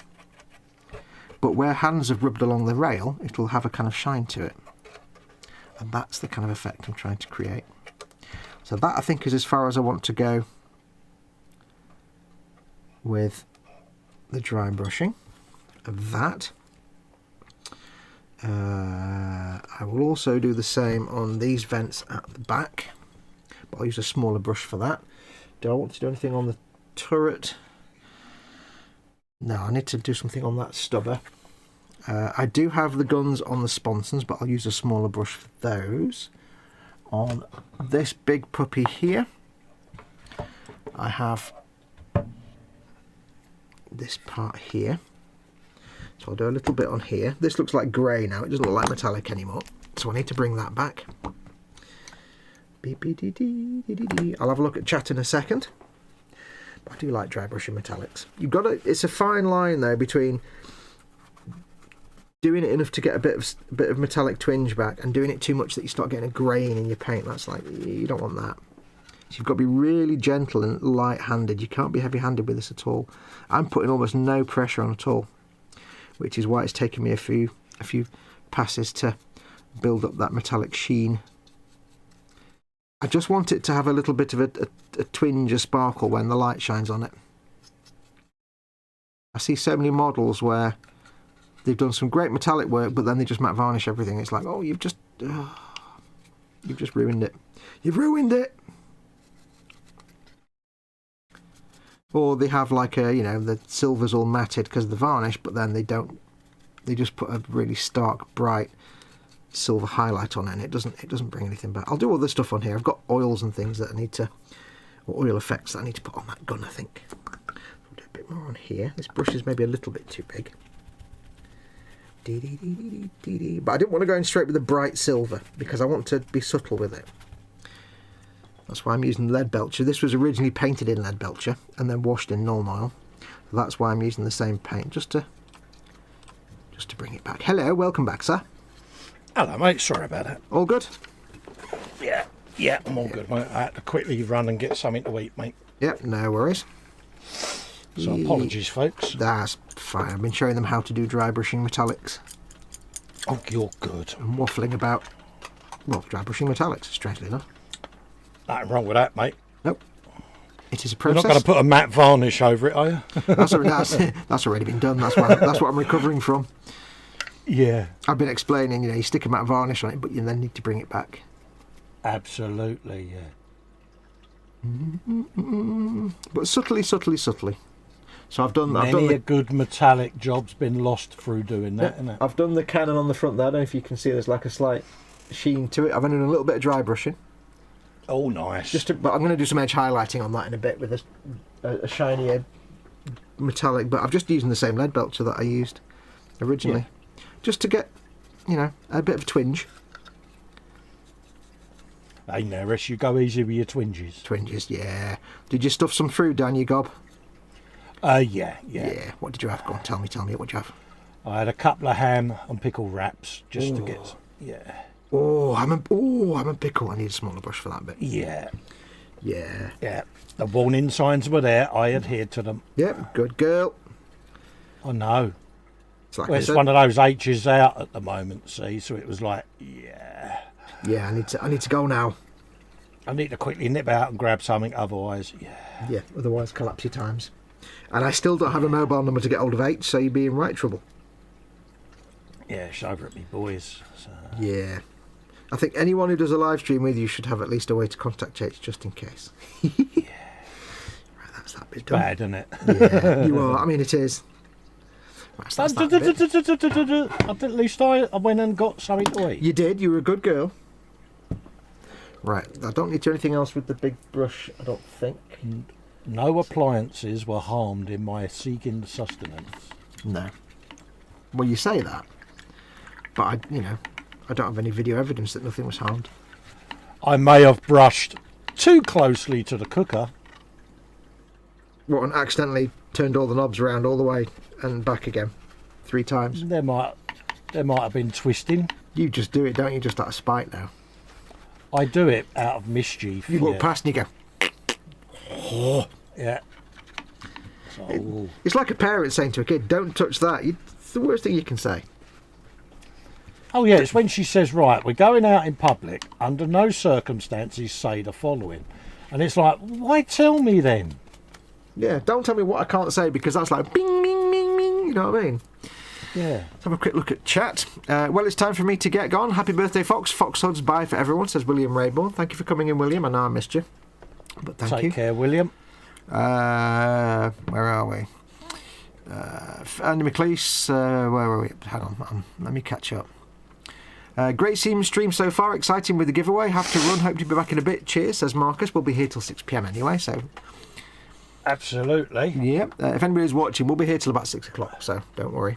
I'll go through the list in a minute of what people can win. Yeah, for anybody that came in a bit late. Yeah, anyone that's come in and hasn't seen. Philly says, hi Andy Museons, hope all is well. Paul Di Tommaso says, so started playing with the Airfix DB5 I picked up. Not impressed at all, lots of flash, plastic wheels and the body is warped. I suspect that's an old Airfix kit. Airfix starter kit. Yeah. Dun, dun, dun, dun, dun, dun. Yeah. The way to our world. The thing to remember about Airfix starter kits, any of their kits that come with paints and a brush and a tube of glue, that's like 40-year-old toolings that are just basically garbage, but they're trying to shift them out. Because the thing about Airfix was, Airfix went down the toilet for a long time and nearly went under several times. And only in the last sort of 5 or 6 years they've started to slowly claw their way back. And the kits they used to make were great in the 70s, but they're still in the 70s. That's the problem. So that's why they're in a big push now. Every couple of years they'll release a new tooling of a kit, because they're really trying to claw the way back to quality kits. And the new stuff they're releasing is actually really good. It's just they've got to stay afloat, and they've got this massive legacy of like loads of kits they made in the 70s and 80s that are kind of crap. Kind of really badly gash, aren't they? Yeah, but they need to make money and they need to stay alive, so they're going to sell them. But that's why they're doing lots of like starter kits and stuff, because they don't. To be fair, they sell them cheap because they're not that great. Which is fair enough, you know. Not like Revell, who sell all the crap stuff just the same as the good stuff. So Yeah. yeah. So, but yeah, you've got to feel sorry for Airfix a little bit. We mock them a little bit, but we don't take the mickey out of them like we do with Revell, because Revell just pile it high and sell it cheap, and it's just crap. A lot of stuff, but with Airfix, they're trying to claw the way back. So, yeah, and they have released a good few new kits. That the Typhoon that Ted did. I think that was their first new kit in about 20 years, wasn't it? Yeah, I've got the retooled Vulcan. Yeah. So they are slowly clawing their way back, but you know and they also lost a lot of the moulds and things. They lost a lot of the moulds and dies that were made because they went through some really bad times. Sell off a hell of a lot of their assets, didn't they? Max says, enjoy the stream. Rest of the stream people, catch you later. Take care, buddy. Do make sure to watch back later if you can to find out how to win. Andy McLeish is doing adult things. Sigh. Stream is a great distraction. I mean, he says great destruction. I mean distraction. Sounds like the last 4 NPC kits I had, says Muse. Yeah, NPC's old stuff as well. Oh, hello, Muse. Huggage. Yeah. Oh, yeah, Muse is in, by the way. I'll let you, you're allowed to use the finger words, otherwise you'll get in trouble. I'm allowed to use finger words. Oh, yeah, good man. only in this one situation. There was a question for you as well, actually. I've got to find it now. Oh, was there really? Yes. Oh, burpage. Someone must have left it there. I was found not guilty. George says, the Sazabi safely in the box, busy working on setting up my filming area so I can join the YouTube crew. Yay! It'd be good to get you back on the streams and stuff, buddy. Yeah, we like seeing George. Yeah, somebody asked you a question, but I can't find it now. Muse says, I have a jar full of crap brushes and most are Citadel junk. I agree. I mean, a lot of these are Citadel brushes, but I do like their dry brushes and their base brushes, because all of these are mostly dry brushes. And any of these that are like layer brushes, I keep them to use as dry brushes.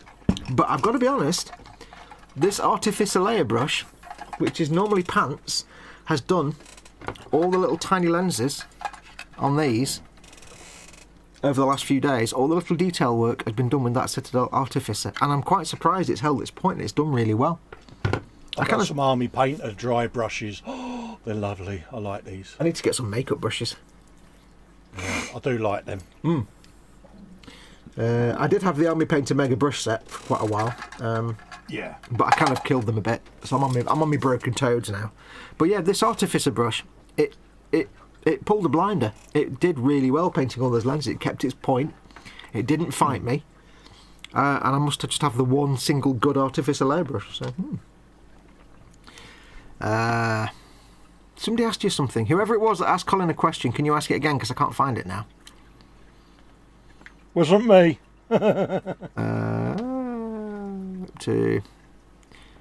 Must admit the Revel Mustang went together okay, says Andy. Just the instructions were bloody badly laid out. They're terrible.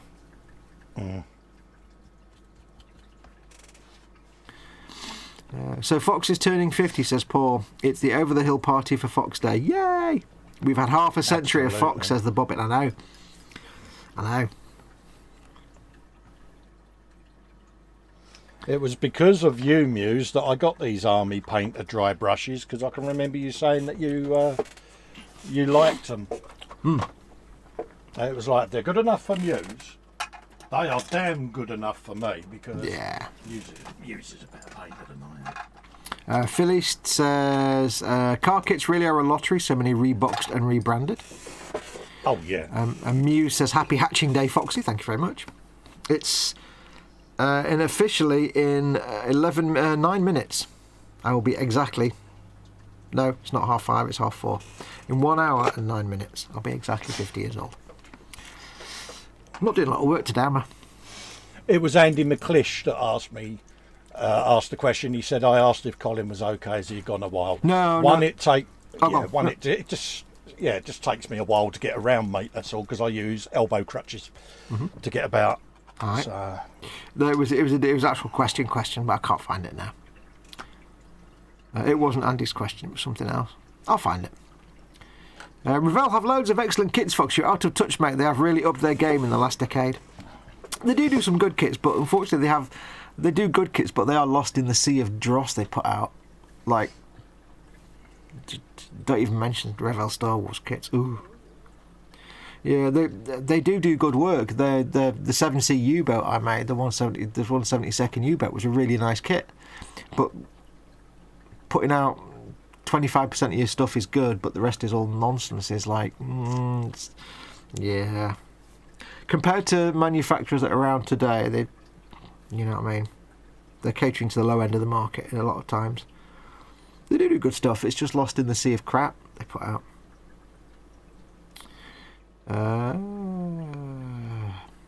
Nigel Modelling Mensch says, Airfix, they are producing some great kits, but they still have panel lines that I wouldn't be surprised if a TIE fighter and X-Wing flew out of them. Quality control is dire and plastic is like blue tack. Yeah. Revell UK have the best customer service I've come across. I must admit, I had to get some replacement parts for a Colonial Viper once, and yeah, the customer service was actually great. It was fantastic. And their decals are very, very good. Can't knock them on the decals. Oh yeah, absolutely. But You can't ignore the pile of, the big pile of really crap kits they've put out over the years. You can't. You can't Yeah, ignore there that. have been some pups, isn't there? Yeah. Up to, so I think I'm up to date with chat. I can't remember what that question was. Somebody asked you a question. God damn it. Yeah, I'm just scrolling through just to see whether or not I can find it. Django says, I had a thought. If I happen to win something, I may end up making a small army of dudes based on the old Death Guard idea from way back when. Well, I've almost got a Death Guard army, to be honest.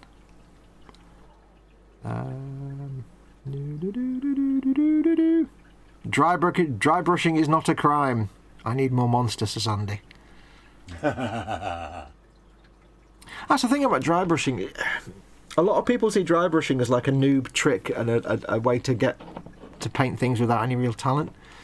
But the truth is, dry brushing is no different to contrast paints or using, Uniposca paint pens. It's just another way to do things, and you can get some amazing results with dry brushing. A lot of people poo-poo it, saying it's an amateur way to paint, and it's like, yeah, you can overuse it. You can use it in situations where something else might be better, and it is a technique that helps beginners get used to things, but doesn't mean you can't ever do it. I dry brush all the time. I always dry brush because I'm lazy and I can't do glazing, and as long as you do it right, it looks good. It's one of those, it's just another technique, isn't it? Yeah, exactly. There are no bad techniques in model making.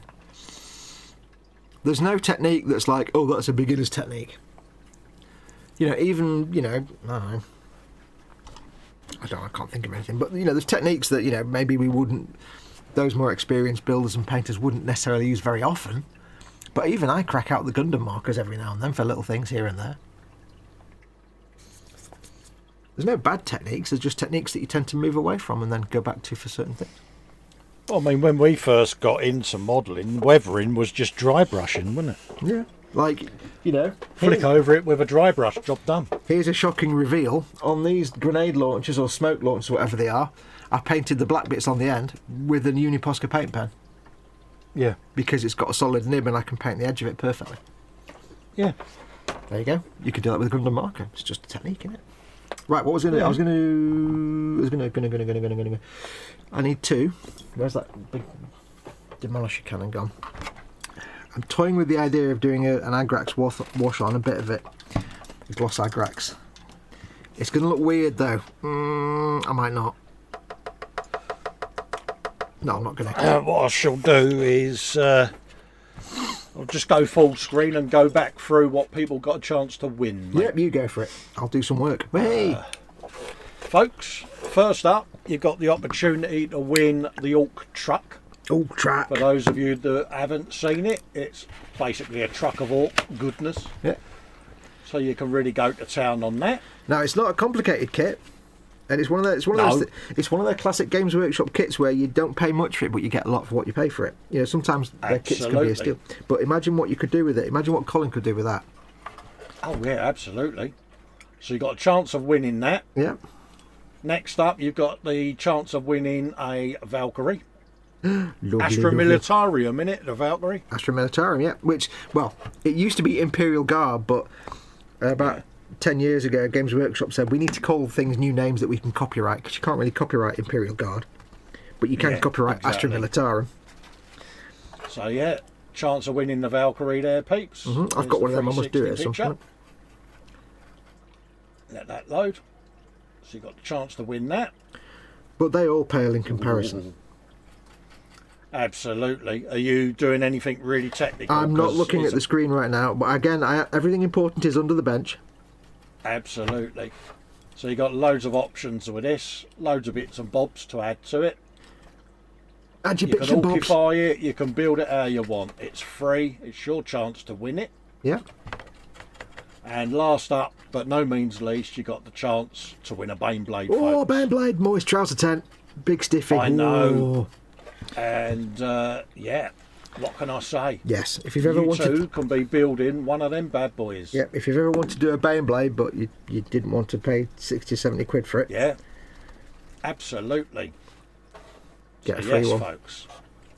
You've got Super Heavy Battle Tank and Lord of War choice for the Astra Militarum, armed with a devastating Baneblade cannon, bedecked with heavy weapons with an H. Can be done as Bane Hammer, Bane Sword, Doom Hammer, L Hammer, Shadow Sword, Stormlord, or Storm Sword Super Heavy tank. I think you should read out the blurb for the other two as well, because it's fun. Yeah, But I think... you want to mock me, don't you? Yeah, but I think you That's should do a what you're up proper to. Ork voice for the Ork one, though. No, it's just... It's nice you read them out, because it tells you what you get in the kit as well, which is good if people don't know what these are. I would if there was some blurb. Is there? Should be. Nah. Go down a bit. None? Keep going. Oh, there you go. A little bit. Oh yeah, there you go. Oh right. So I've got to do this. I've got to do this in Ork mode, have I? Yeah, go for it. What? Yeah. Trucks are designed to transport mobs of chopper-wielding boys into combat as quickly as possible. Each warband and clan will customise, with a K, its trucks to reflect their own predilections. For example, a Goth vehicle will be functional with a large crew compartment, while the evil sons almost always have turbocharged engines and a red paint job. Yeah, because red. Why There you red? go. Because red makes it go faster. Yep, the box set contains one multi-part plastic Ork Trukk and it includes a bolt-on big shooter, holding plank, wrecker bolt and reinforced ram. See, you just say the names of the things, just write a big shooter. It's just that's how it's supposed to be said. It's great, it's a big shooter. See, I'm making you happy in all kinds of ways, aren't I? Because you are an Ork. You are an Ork. Absolutely. So let's What- scroll down there and have a look at What comes after 5, Cole? 1, 2, 3, 4, 5. Lots. There you go. Good girl. He's an Ork. You are an Ork. I'm Ork, mate. Ork. Festa the Ork. Festive kit basher. Yeah. Valkyrie's not Ork though, is it? So it's Rupert, isn't it? That's Rupert. Oh, Yeah. yes. It's a twin engine. It's all crap in here. Used for aerial insertions. Ooh, on drone matron. missions. Oh no, God, that's hurting my throat doing that. And the Baneblade. Show me where the Rupert hurt your throat. yeah. Point on the dolly where the Rupert touched your throat. The Steady. Baneblade super heavy tank is a dominant presence in Astra Militarum battle line as it ploughs inexorably forward as it lays down a wide path of destruction. There you go. It's armed with a fearsome array of weapons, from the mighty Baneblade cannon and optional coaxial autocannon. Optional. Everything goes on it. You don't know what that word means. I don't. You may like to use this option. No, they're all going on there. May. To an old-mounted demolisher cannon, yeah, that'll fit. It can also be equipped with a pair of sponsons, only a pair. Sponsons. I want 6. Got to have 6 sponsons, mate. And the kit includes a large array of recruitments, including aerials, artillery, shells, smoke launchers. I can hear you sniggering your tart. Searchlights, tools, nameplates, pintle-mounted heavy stubbers. How mounted? Sorry. How mounted? Pintle. Pintle. For all your mountain needs.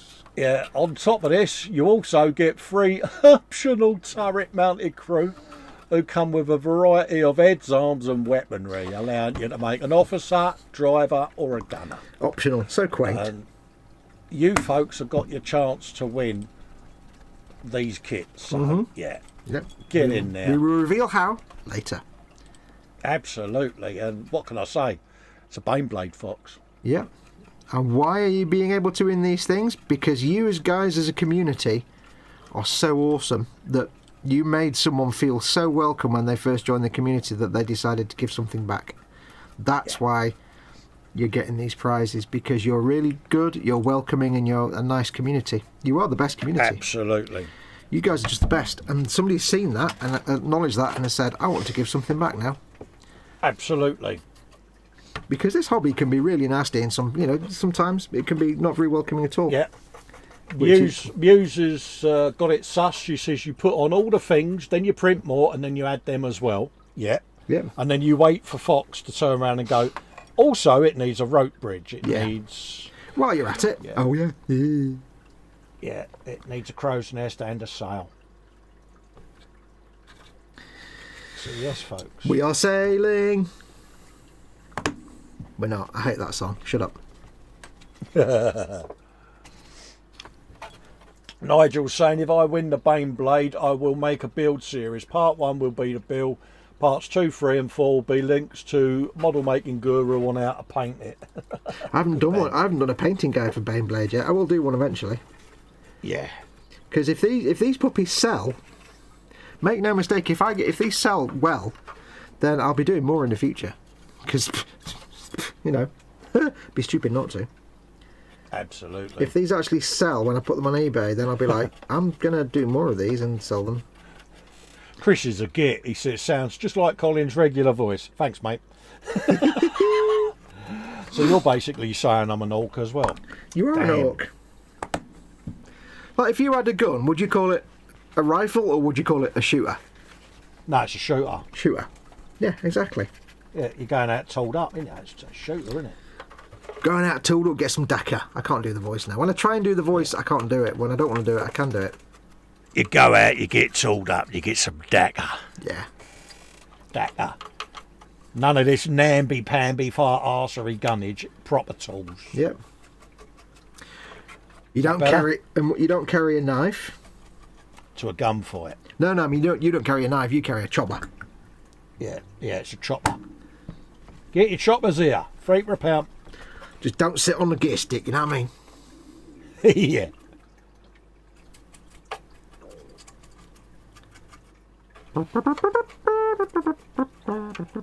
I'm really liking the little delicate trickly noises in the background. It's really chilling me out.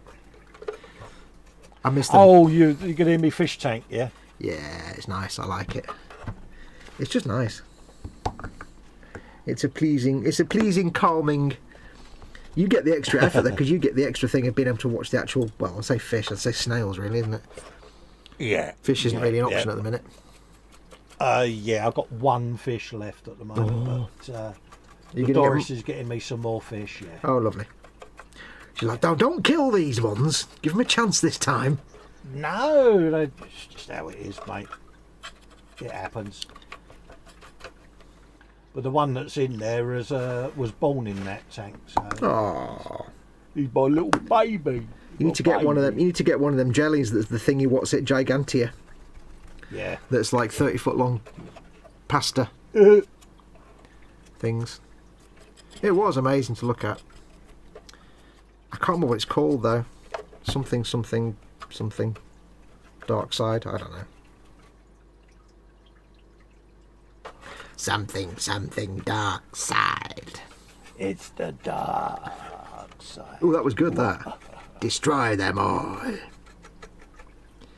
For some reason that came out like Khajiit. Destroy them all. Khajiit will have you destroy everything. Thank you, please. It's going to happen. I'm going to end up doing the voiceovers on your games, you know. Yep. Get your sat-nav voices here, £3 per pound. Festa does sat-nav. Here. That corner. You muppet. Yeah. You're supposed to have turned there, yeah. Yeah. Spoon. Spoon. I know the first person that would have that in their car would be Paul Stewart. Oh yeah. But only if you get phrases like Belland. Yeah. Yeah. Mental note, don't get metallic dry brushing on the rubber tyres on the tank wheels. That would look stupid. It kind of would. Yeah. No, I'm actually quite happy with the dry brushing with this lead belcher, to be honest. I was going to use some Necron compound, but yeah, this is actually subtle enough that it's not doing too badly. Oops, it's far too much paint. I just want a subtle twinge that catches the light more than anything else. Yeah. Subtle twinge. I always say that, but I realise that nobody actually knows what I mean when I say that. I never actually explain what it means. A little bit of a twinge on the metals. What does that mean? It's just the fact you're using the word subtle. That doesn't exist in my vocabulary. It's all or nothing. When it comes to weathering, it's very hard to find that in my work as well. I think this was going to be some of the most subtle weathering I've ever done, but then it kind of got a bit less subtle. But yeah, whatever. Yeah. Just Django says, I don't fully understand what Dakar really means. Just real heavy artillery and gunnage, pretty much. Yeah, Dakar just means bullets, shooting, weapon. It just, like if you've got if you've got a lot of Dake, it's got a lot of weapons on it. It just kind of refers to any kind of weaponry, basically. A tank with 5 guns has more Dake than a tank with 1 gun. Absolutely. I mean, I tend to go for the minimalist approach.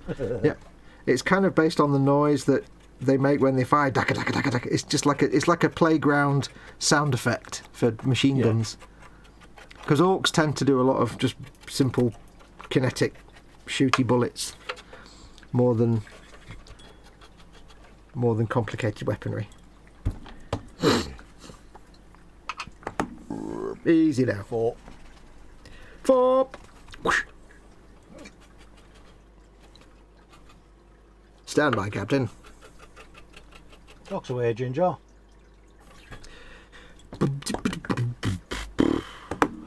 Ooh, sniffles. So, yeah. I would have once referred people to the 1D4chan listing for orcs, but unfortunately that website doesn't seem to exist anymore. It was a hilarious description of orc. It was kind of in the style of orcs as well, the way it described them. Oh, really?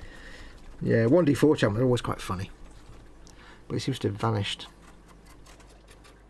It was like an unofficial wiki for 40k, the bit for 40k was. Right, I don't want to go. When you first suggested to get into this, it was, you're so orc, and I didn't get it at first, but I must admit, even now, I'm like, yeah, he had a point, you know. It's true, isn't it?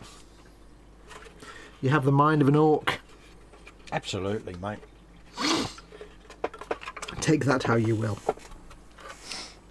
I'll take it as a compliment, mate. Aye.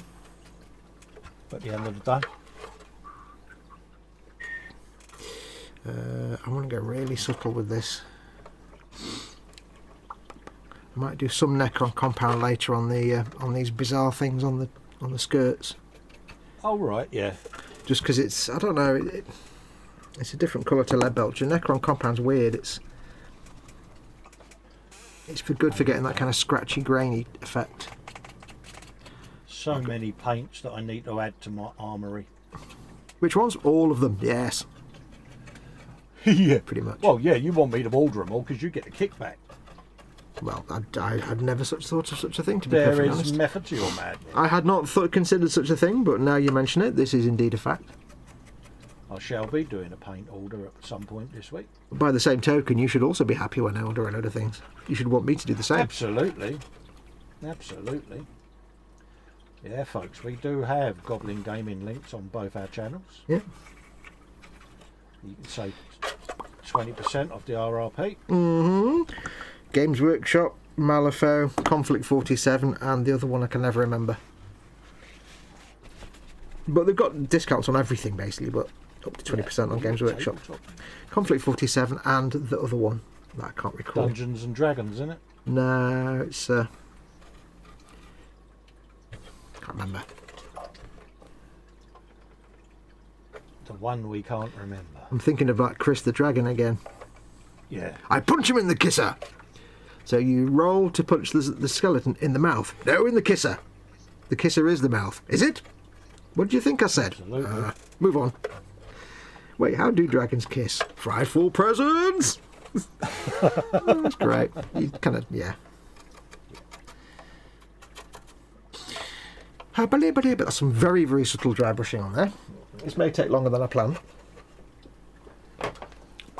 Are you not surprised with these builds? I mean, you know, Si's probably doing the biggest facepalm ever. Oh, Si'll be just like screaming at me because I've put 3.5 grand's worth of work into something I'm going to sell for not 3.5 grand. Yeah. Oh, I've got paint on my finger. Awesome. But I won't know how I can streamline the process until I've done the unstreamlined process. Absolutely. I won't know where I can, you know, tone things down a bit until I do the full on.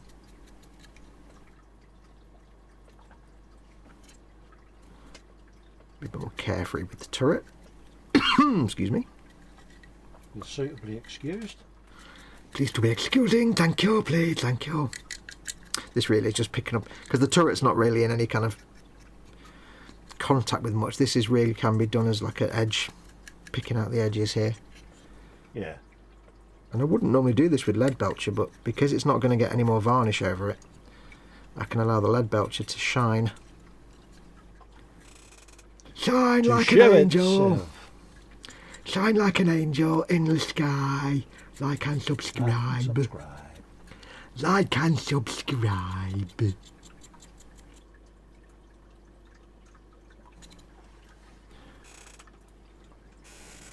Got a good haul of prezzies today. Oh, did you? Yeah. Oh. I got Billy Connolly's autobiography, Windswept and Interesting. Ah, bless him. Yeah. I got volume 7 of Mobile Suit Gundam: The Origin. Oh right, yeah. It's the book, a manga book version of the thing. My friend Martin has bought me a volume every year for the last 7 years. I think there's 10 of them in total. And have I got it here? Where did I put it? I think I put it downstairs on the shelf with the others. It's of course it's proper manga, so it's like you read it from the back to the front and from right to left. Right, yeah. It's in English, obviously. Yeah, but it's done in the proper style. Yeah. Well, it's done by a Japanese artist. So yeah, so you read it from the back to the front, and it takes a while to realise you go from the right. Rather than going left corner across down like a comic strip, you go from the right corner across. Yeah. But then at the same time, the dialogue boxes are all through the right, so you start at the right and work to the left. So the speech bubble on the right is the first person to speak. So it's like you have to kind of get your brain around it. But this beautiful artwork, and it's like, it's probably several hundred pages per volume, and somebody spent years doing this. It's insane. Yeah. Beautiful artwork. That's the thing, though, isn't it? The art itself. Mm-hmm. Yeah. And it's just basically the story of Mobile Suit Gundam, but spread out and in more detail into like thousands of pages of manga. It's fantastic. I look forward to it every year, and I read it avariciously. I wolf it down with my eyes. I'm dry brushing this. Is it one of those that when you pick it up, you just can't put it down? Yeah. Well, I mean, I know the story anyway, and it's like I said. Remember last week I was saying the thing about like Mobile Suit Gundam is the series itself as a cartoon is kind of cheesy because it's old 70s animation, but at the same time, the story is very powerful. Yeah. If you look past all the cheesy, silly stuff. Yeah. A powerful adult story about child soldiers and stuff, and fascism. Covers meaningful topic. Yeah, well, it covers all kinds of fascism and oppression, and all kinds of things are covered in it. So it's amazing, and it's just a beautiful thing to look at, even if you didn't read it. It's just to look at the artwork. It's that classic Japanese art anime style where it's all drawn with brush and pen and ink, and it's just so beautifully done that it's a pleasure just to look at it. All the flowing, it's very simply drawn, and it's not like hyper technical, hyper detailed artwork. It's just all flowing. Like every time they draw like a Zaku or a mobile suit, it's all drawn in this kind of loving, flowing, natural way, which is beautiful. It's amazing to look at. But, Well, you can appreciate the art, can't you, when you look at it? Oh yeah, absolutely. So even if you don't read it, it's just a joy to look at. So Yeah, that's why people pay a small fortune for genuine cells, isn't it, of that sort of art. oh yeah. Well, it's not kind of like it doesn't replicate the animated series because that was 1970s, mostly terrible. But it's real nice, just real classic Japanese flowing brushwork basically. All the ink's done with a brush or a nib. And very minimalistic colour. It's quite pretty. If I had it here, I'd show it, but I do not. No one does the work like they do for that type of thing. No. Many have tried to imitate it, but all have failed. What else did I get? I got that. I got those books. Mama Foxx got me a very nice set of chopsticks, like 5 different sets of chopsticks, all different patterns on. Very nice, wooden. Little sort of ridges down the end so you can grip the slippy noodles. This is the person you thought had forgotten you, yeah? Yeah. Yeah. And bless her, and for a silly present, she got me a little animatronic Grogu. Oh. which does little things. Yeah, do you love it? It's great. And then my friend Martin, coincidentally, to go with the chopsticks, although he didn't know about it, got me like 500,000 packets of ramen noodles. Oh, all different Korean noodles, including one that just says "Seafood Party" on the bag. Oh, Seafood okay. Party, I like that. So, That sounds like one of those late night TV channels that none of us know about. oh yeah, I wouldn't know anything about that. I got Mama Foxx a new remote for the TV this week because she can't cope with the one for the TV and the cable box because the cable box one, like I've said before, is just rubbish and stupidly designed. Yeah. And the TV one has only got a few buttons, but they're both black and they have black buttons with very dark grey text, and she can't see them. No. So she's struggling. So I got one of these big button remotes with like 4 buttons on it: on, off, up, and down. That's about it. Yeah. And so she's now able to, like, you know, she can surf because on the cable remote she can't find the guide button for the channel guide because it's this tiny little farted button. So she couldn't change channels. She was just sitting watching ITV3 all day. Did we ever find out why they put a pause button in the middle? Because they were morons. It's TiVo though. It's not them. It's TiVo, whoever made the box. Anyway, so I got this little thing with like a. I couldn't unfortunately program it with the cable box as well, but she can change channel up and down now, and she can turn the telly on and off. And she's got a volume control on her headphones, which is fine. But I went downstairs the other day, and she'd obviously she'd finished watching telly, and she was just sat there on her iPad. So the telly was off. But some of the channels had been off because Virgin had an outage, so I just turned it on to check if she'd got all her channels back. And when I turned it on, it was on the adult channel. I'm like, blimey, Mum, what have you been watching? She went, I don't know, I was just going up and down the channel seeing what was on. I was like, oh, and you just happened to land on the adult channel, did you? 82 years old and up for a bit of you. Moving on. Moving on.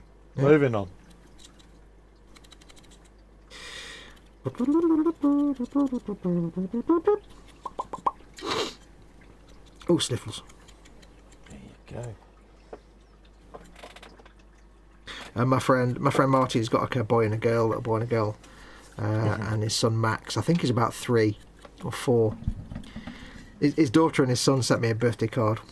His daughter Evie sent me a nice card, but his son Max, I think he's about 3, he sent me a hand-drawn card, which wished me a happy batidi bibid.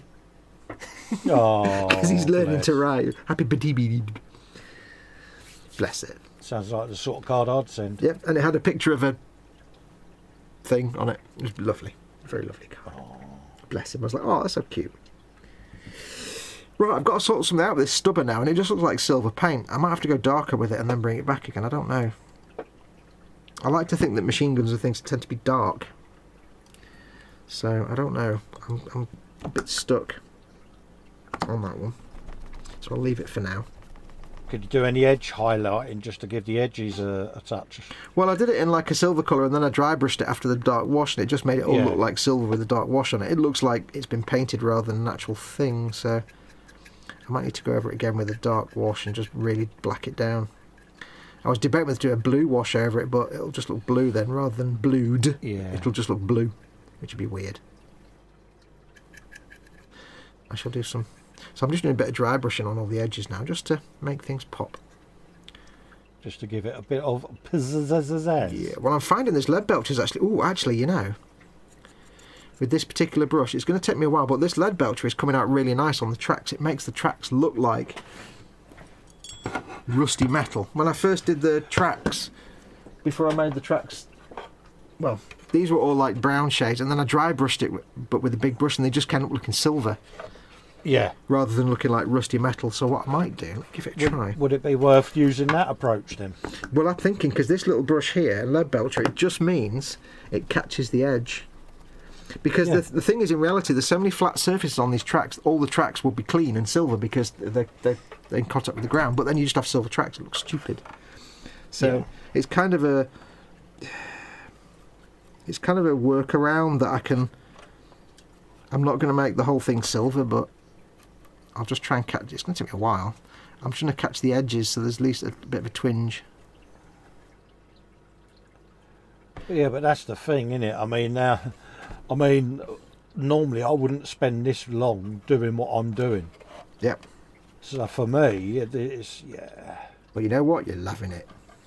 Yeah, it's just a whole new process, isn't it? So this may not have individual working track links, but by God, I'm painting them individually. Yeah, go for it, mate. And it's the kind of thing that most people will never even notice. Like, looking at this, you wouldn't even spot this bit weathered on the tracks, but... Yeah, but you would, because it's what you're used to seeing. Yeah, I would, because I'm painting the buggers. Yeah. There's quite a few questions in there for me in the chat. I'll have a look in a second.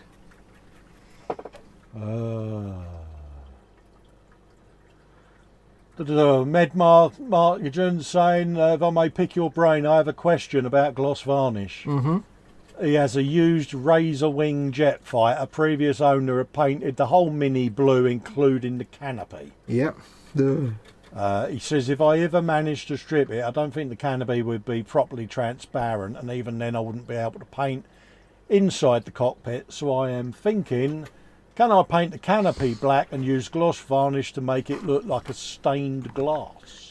I have exactly the same problem, because I bought off eBay a Dakar jet that's been... Oh, you're going to show them it? I will do in a minute. That's been built completely and then just primed in Zandri dust with the canopy on. But there's also like some kind of like weird like bathroom grout on the canopy or something. So unless I can get that canopy off, which I probably can't, I'll just have to do the same thing, just paint it black. Paint the frame and paint the windows black. Yeah. You could do a gloss varnish over the black to make it look like shiny. That'd be absolutely fine, to be honest. But I'm with mine. I think I'm gonna paint it like a movie TV, well, like a filming miniature, like you get in for movies. Yeah. Where sometimes what they used to do for TV series like Battlestar Galactica and stuff in the old days, they'd build. If you look at the studio model of the Viper, the cockpit is just black. They didn't build a cockpit inside it because they didn't have the budget. It's just literally black inside the frames. And sometimes you find that on like spaceships and stuff. They just have a black patch where the canopy would be, like in some of the shuttle models for Next Generation. Yeah. It was literally just black stickers stuck over the thing to look like windows. And if you see the models in real life, you can see it's actually like it's almost like an adhesive strip they've put on that represents the window. Yeah.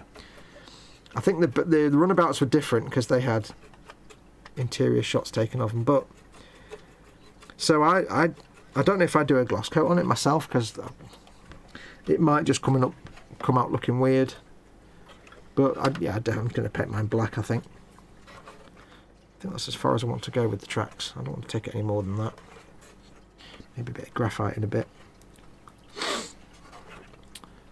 But if you remind me later, I'll get my WAS bomb out. You were Neris. Steady Neris. Because mine's exactly the same. I've got it for Tabletop Trauma Centre. It's just literally been built poorly, very poorly, and then just primed in Zandri dust rattle can and left. But although bizarrely underneath it seems to be blue underneath. And I would say if you're in the UK and you want to get the paint off it, Dettol, brown Dettol is your friend. If you're in the UK or if you can get it. I did put a guide on my channel as to how to use Dettol to strip paint. Other things are available, but I found Dettol is really nice. And it makes your house smell nice. Well, it smells like a school corridor. Yeah. Right, I think that's as much. I'm going to keep this really subtle. Really subtle. Subtle, with a capital S. Can I use gloss varnish to make it look like stained glass? If you paint it black and gloss it, it'll just look like shiny black.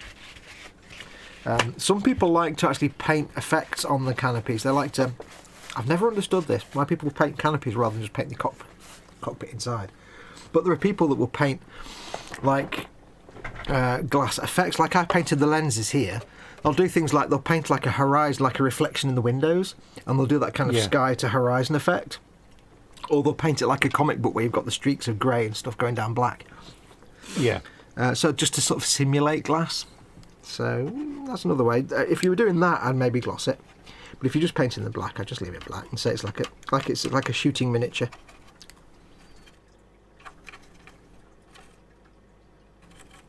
I'd be tempted. I mean, in comic books, you tend to get like a black panel with some grey stripes. Yeah. I might do that. I don't know yet, though. It's one way of doing it, I suppose. Or, you know, sometimes in comic art, you'll get, like, you might paint the whole panel a dark blue and then do black stripes. So you've got basically black with a blue highlight. Yeah, yeah. But I've never understood that people that they'll get the model, they'll build it. And I've seen models with like beautiful paint jobs, like Warhammer stuff, beautiful paint jobs on things like Valkyries and stuff, but they paint over the canopy with this like fake. Yeah, it's a strange one, isn't it? And they never look good. They very rarely look good. And it's like, you've obviously done a really great job on the outside, on the hull of the vehicle. It looks like they're always really good paint jobs. You've done a fantastic job on the hull of the vehicle, so why have you then not painted the cockpit? You've clearly got the ability to paint, so you could have easily painted the cockpit and the figures inside. Why would you? Yeah, why would you go to all of that? Yeah, and then just paint the cockpit black, the canopy black, or whatever they paint it. It's like it makes you wonder, doesn't it? Makes no sense at all. Honestly, honestly, it doesn't.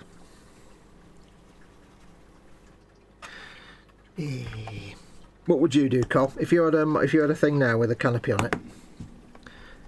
What would you, if you had my Dakajet, what would you do with it?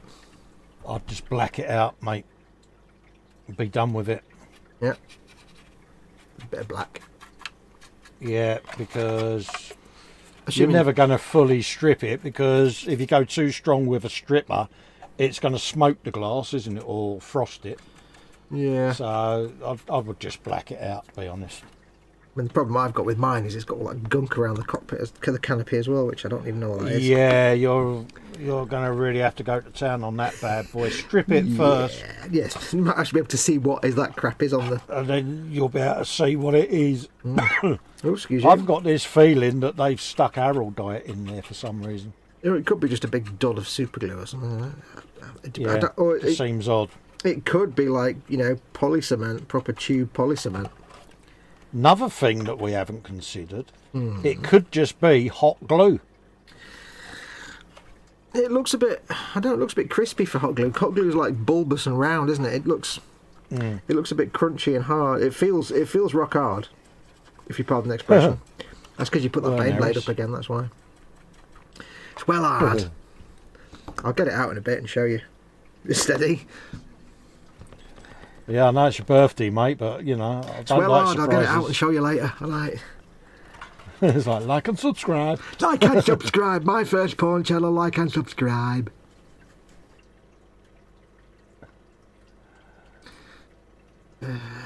Note for YouTube, I am not distributing porn. Don't panic. Yeah, just in case there is, yeah. Yeah, das ist nicht richtig. Yeah, you got to be so careful now. Mm-hmm. Oh yeah.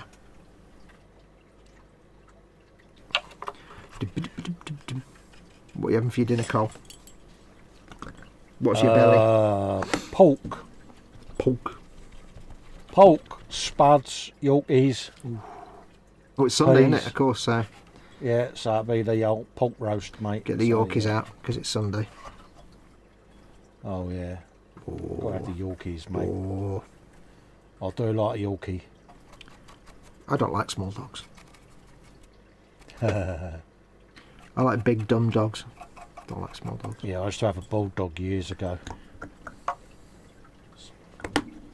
Coincidentally, his name was Spike. Really? And then yeah. And when he died, we had one called Gary. Gary, I like Gary more. Yeah. Mary's more unique. Where's Gary come from?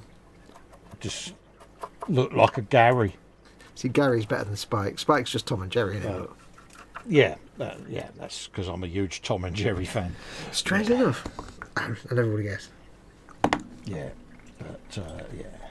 I can now hear that classic Tom scream in my head. Ah, I can't do it, but I can hear it. yeah. But yeah. And that's it. It's the last dog I had. Probably a good thing now, because I couldn't exactly get about to take it out, could I? So. Yeah. It's only fair. I've got to be careful on this bit because I'm dry brushing my metallics over these metallic bits, but they're also covered in dust. Oh, right. Yeah. So what I've done is I've dry brushed just the top half of it and then faded it out, so it looks like the dust is kind of halfway up. That way I get to do a bit of dry brushing, but not too much. Yeah. I'll do some on the handles here where you'd have gravity. I've done a little bit on the exhaust just to pick out the edges, because I think sometimes when you have something rusty like an exhaust, having a little bit of a metallic ding on a crispy edge just gives it that little metallic look, so it doesn't look like brown. It looks like there's definitely something metal under there. It's just most of it's rusted. Yeah. Just to give it a metal kick. It's all about subtlety. Just gives it a little bit of a slap up the side of the chops. Just Just that little tiny metallic, as the Japanese would say. A little metallic twang. Yeah. That anime. Everybody knows that anime sound.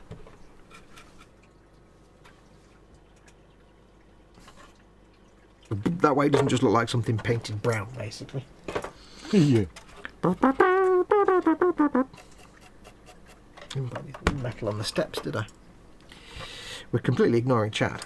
I'm sure they hate us by now. I shall have a look in a moment at the chat and see what the chat is doing. I'll have a looky-loo in a sec, mate.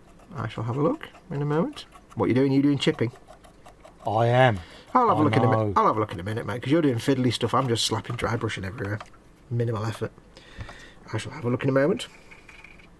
Oh, I'm not exactly putting a lot of effort in, mate. It's just but you're doing delicatiness. Delicatiness. I'm doing slappity. Yeah, Fester's doing subtle chipping. Yeah. Hey, I did. There was the implication of bunny ear air quotes around it. Yeah. To qualify it. I'm even doing dry brushing on these bits here that get covered up by the sponsons. Oh, nice. But just to suggest that when the sponson's not on it, you see, it's where it's... I've shut up, Fox. Nobody cares. Yeah, they're all like, it may be your birthday, but turn it in. Turn it in now. Put that light out. So now you're officially 50, aren't you? Shut up. I am. Nothing's fallen off and nothing has collapsed inward yet. Hey. That I've noticed, anyway.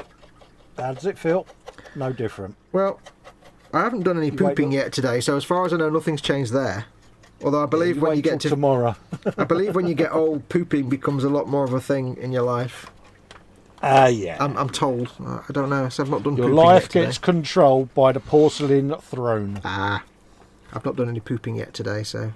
Yeah. So this is. You'll go to bed tonight. You'll wake up tomorrow, and you're like, holy yeah. Holy shebang! Quite literally. Yeah. No one told me it was this immediate. Yeah. Morning. How do I be honest though? On my hand? I'm always honest. Be honest. Do you feel 50? No, I feel 90. 12 and a half. Yeah. Not really. I don't know. I feel like I'm in my 30s with aches and pains. Yeah. Yeah. I don't feel 50. No. Because, when I was like 30, 50 was like 1,000 years old, and you'd be doddering about. Yeah. Like being, when I were a lad, it were great. I haven't developed a Yorkshire accent, so. No. I just do the doddering about. Which is frustrating when you get overtaken by a 90-year-old with a shopping basket. It's like, yeah. Steady on, love. Reel it in. Yeah, it's like, really? You're mugging me up. And she goes past going, use it or lose it, sonny. Oh. Yeah, it's like, so beat you, you're owned. Yeah. Somebody who's 85 says, pwned. Yeah. You have to reassess your life choices, don't you? Absolutely.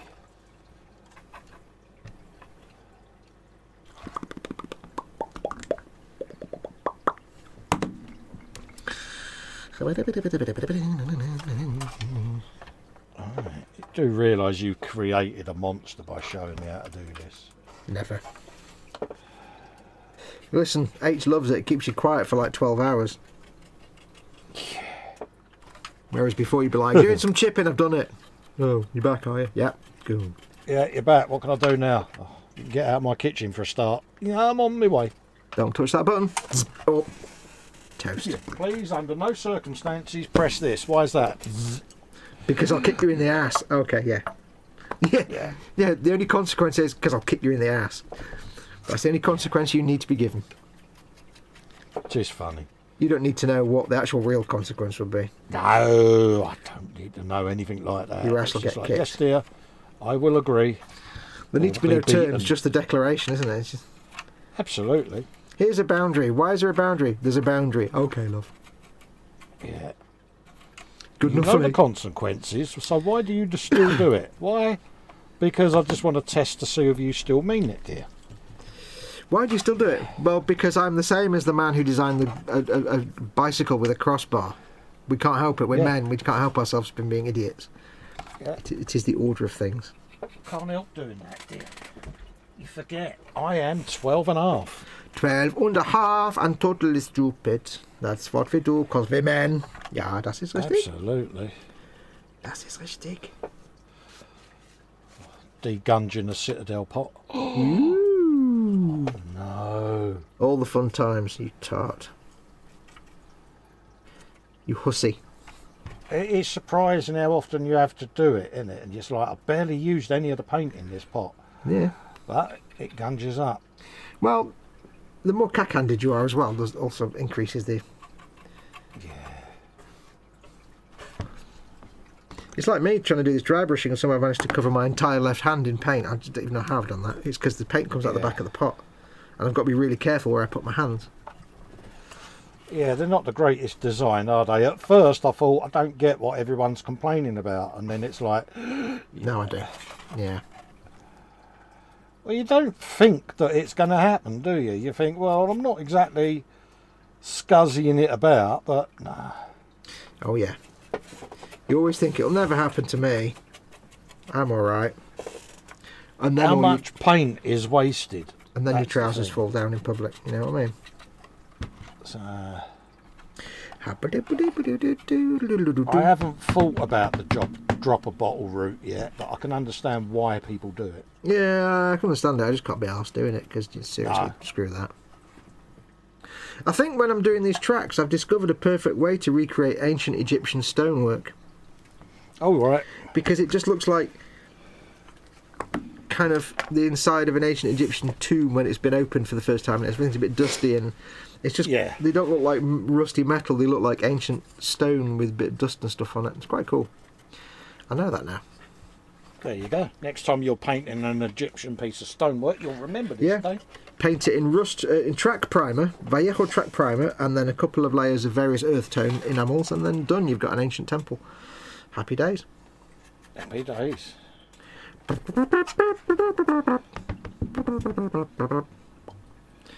Right, I'm getting bored of doing metallic dry brushing now. I've still got all the turrets and stuff to do. That's that one.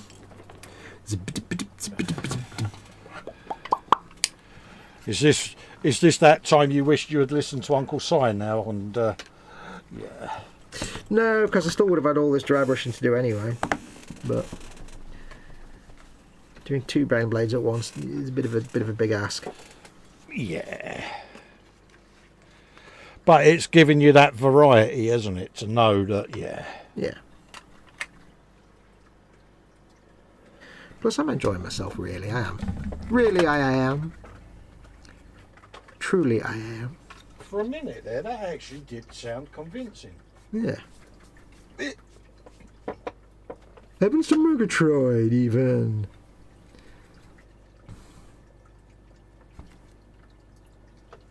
Do lots of metallic scraping around the... Cack-handed hilarity. Who said that? Andy McLeish.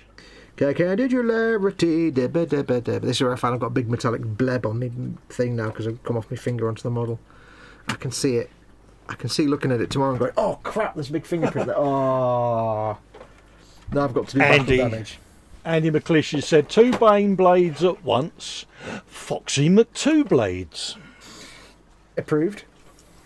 Yeah, that's an approved name. Kind of goes hand in hand with Captain Stabberty as well.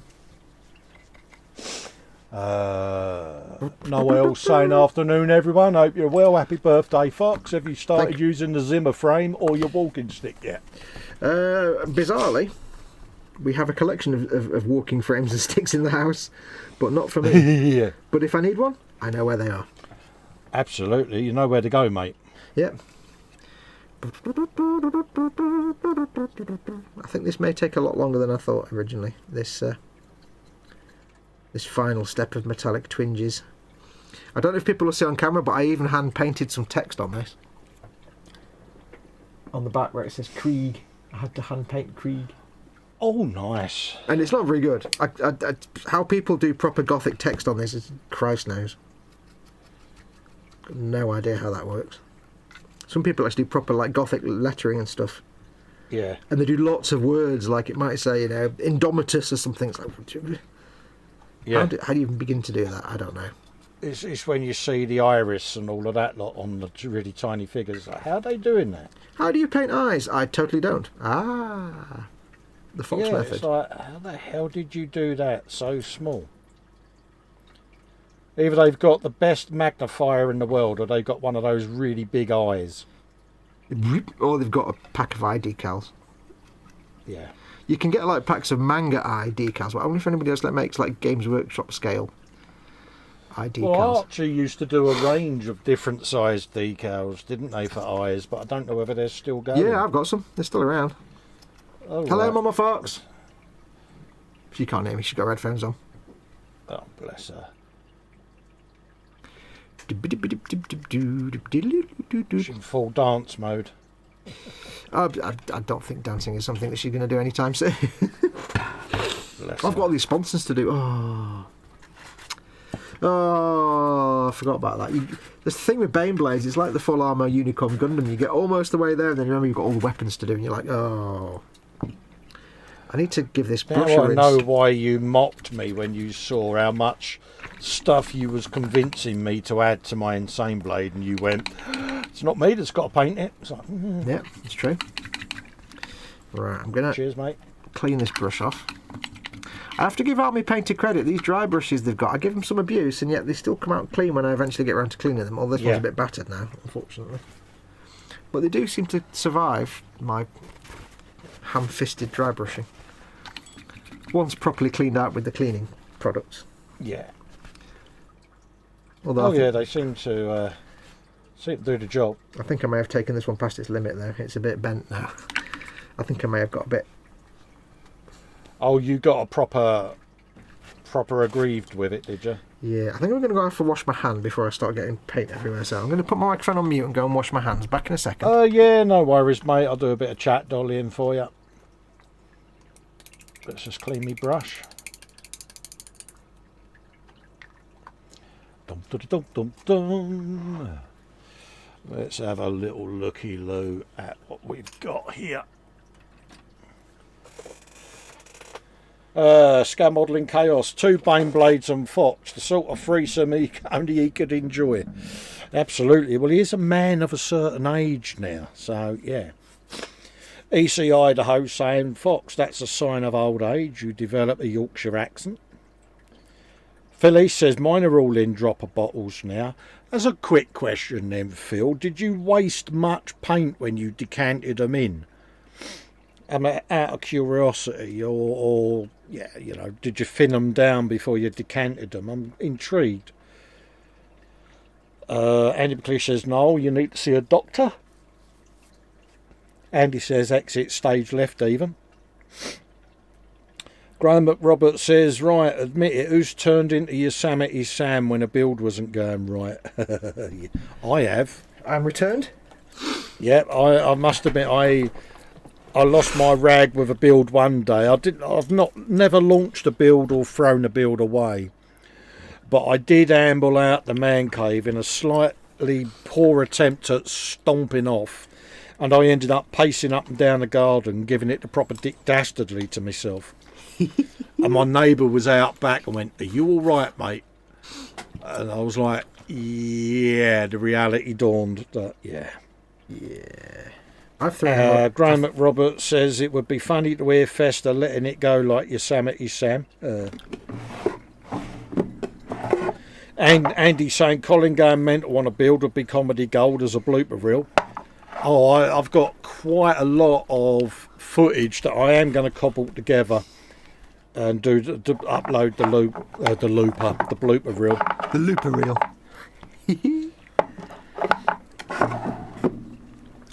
Try a different pot of paint that isn't covering my hand in paint. Andy McLeish says, decanting tip for Citadel pots to drop the pots. Use the tips off of piping bags. Yep, you know, like for cake making. Yeah. That was Midwinter minis. Yeah, and Duncan Rose did that as well on his channel. Showed how to do that. I never thought of that. Yeah, it's something I mull over, but I don't know. I mean, I haven't got enough pots anyway to worry about, but they do scuzz up a little bit unnecessarily, don't they, you know? Yeah. I just end up getting more when they get... Trouble is, we wouldn't get the pleasure of peeling the scuzz off, would we? No, this is true. There is something to be had. There is that pleasure to be had there. I'm just dry brushing lead belcher on these little Sponson Las guns as well, just to give that little bright sparkliness, so they don't look. But I'm trying to keep the dark washes in the recesses, so it looks like there's some clever shading on there when there actually isn't. It's just dry brushing. Clever shading, that's true. People that turn their nose up at dry brushing, they're just snobs. Trickly noise. I think there's a place for any technique if it gets the job done. Damn straight. Don't matter what technique you use, if it's got the result and you're sitting there looking at it going, I like that. Yep. Then there you go. Don't matter. Don't matter what technique you've used, does it? No. It is of no consequence. Khajiit will accept anything if it looks good. Khajiit will also stop doing things off camera. Yeah, that's normally my trick. Yeah, well, I get carried away because when I paint, I always end up painting like, oh, my desk is here, right? But what I do is I end up painting just off the edge of my desk, like right against my chest. Yeah, same here, yeah. It's like I've got this massive dirty grey workbench and I tend to have things just held against my chest because I'm an idiot. I can't help being special. Yeah, but not only that, we are gentlemen of a certain age. So our eyes of seeing ain't quite what they used to be. So No. we do end up And moving further and further away. And it's easier than, like, you know, leaning over the bench, but you do end up like about a mile away from the bench, and it's like, why do I even have this big workbench if I don't tend to work on it? Yeah. Yeah, see, I can't do the big leany things. No. Yeah, it can be a bit of a pain. I've got the Space Battleship 2199, Yamato. Sorry, I'll start again. I've got the Space Battleship Yamato music in my head. Yeah. But it's the Windstars Ensemble orchestral version that's in my head. Oh, when Richie showed that, I must admit a little bit of tentage did occur. What, his 2199 Yamato? Yeah. I must do mine at some point. Hello, Mama Foxx. Oh, she heard that. Yes, I must do mine at some point. It's just, I've got nowhere to put it. That's the thing. It's tempting, but it's the, where am I going to put it? Yeah, it's tempting, but I have nowhere. My belly's making noises like. But it's got to understand we're having a Chinese banquet for dinner tonight. Yeah. Mama Foxx is treating me to a Chinese banquet, so with my new chopsticks. That's the other part of my birthday present. So I can't be eating snacks and stuff today. I've got to keep my belly pure and pristine. Oh, for all your Chinese goodness. For all my Chinese food needs.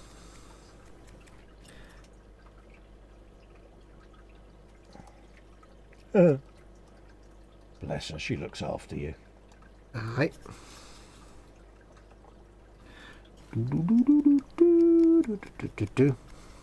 It's quite subtle on these cannons. It's just enough to lighten them a bit and not make them look matte. They still look grubby and used and dirty and horrible. Yeah. But they look grubby and used and dirty and horrible and also a little bit shiny. That's the key. Mm-hmm. Let's bung a few in there. I shall have a look at chat when I've done these. Apologies, chatlings, if we're ignoring you. It's not intentional. Did you say chatlings?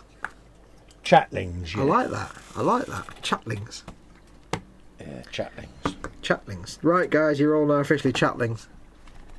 I like that. Good, isn't it? I like that. Where did that come from? It's good. I like it. Yeah, just came from my wordage. Did it come from your brain heart, your brain place? Yeah, it come from that cavernous, empty void between the ears, where all the tumbleweeds and the ghosty stuff live.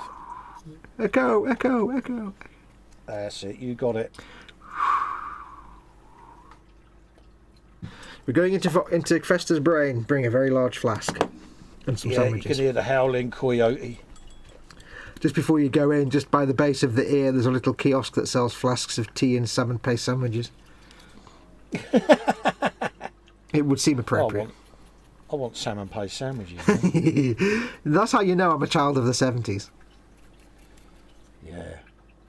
Mum, I want a sandwich. Get salmon paste out the fridge. Yeah, lovely. It was always, you used to go to school with a packed lunch, primary school, and you'd always be dead happy when you got salmon paste.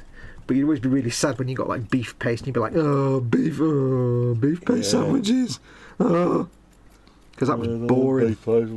That was just like bread. It was just bread. It was just, but salmon paste, yeah. Maybe with a bit. Always one hands down, didn't it? Salmon paste. Salmon paste. Did you used to do the sandwich swapping with your mates? Oh God, yeah. What have you got? Yeah. Beef paste. But the thing is, you couldn't really swap. You always did you ever make up what was in your sandwiches? Oh God, yeah. Yeah, and then do a runner after you'd swapped them. Yeah. Oh damn, yeah. But you'd always try and find there's always be like one kid who liked beef paste sandwiches, and he was everybody's best mate. Yeah. Yeah.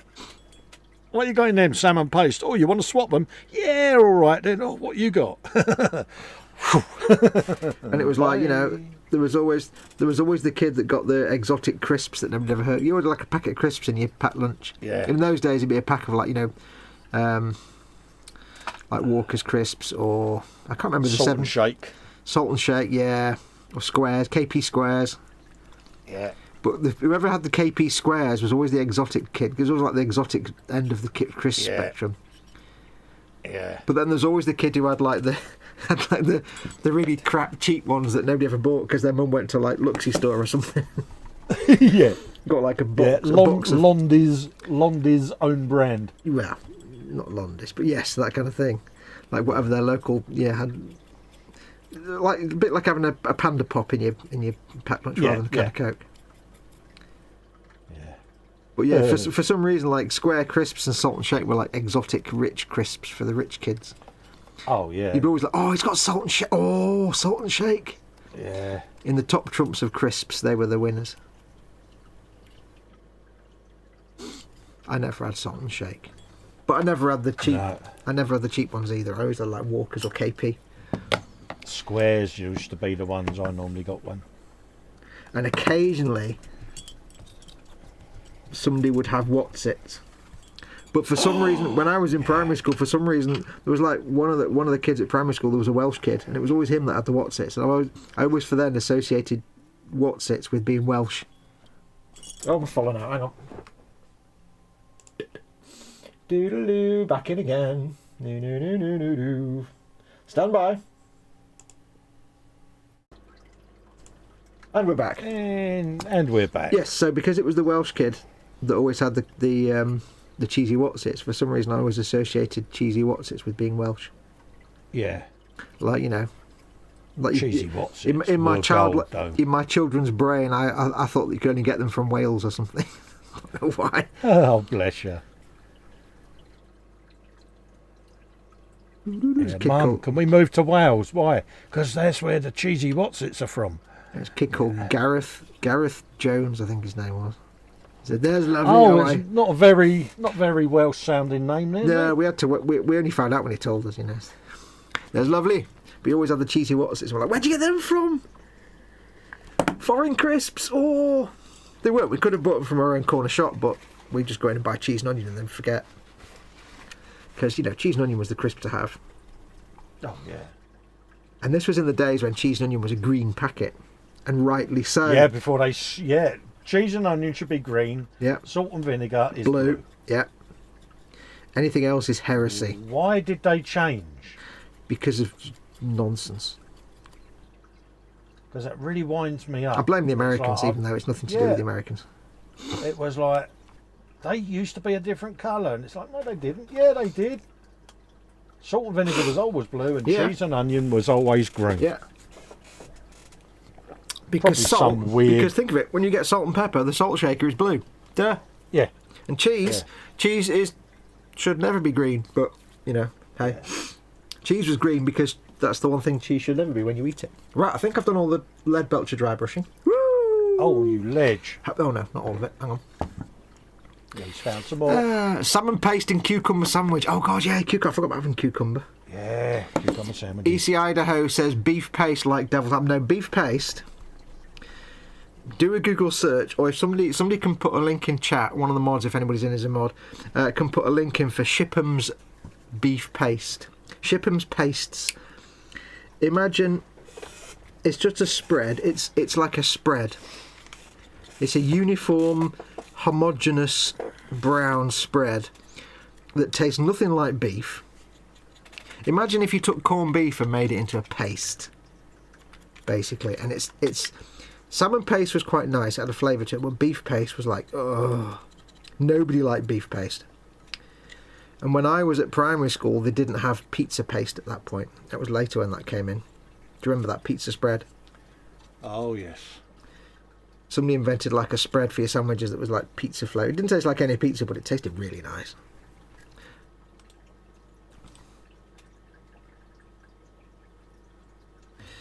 Don't know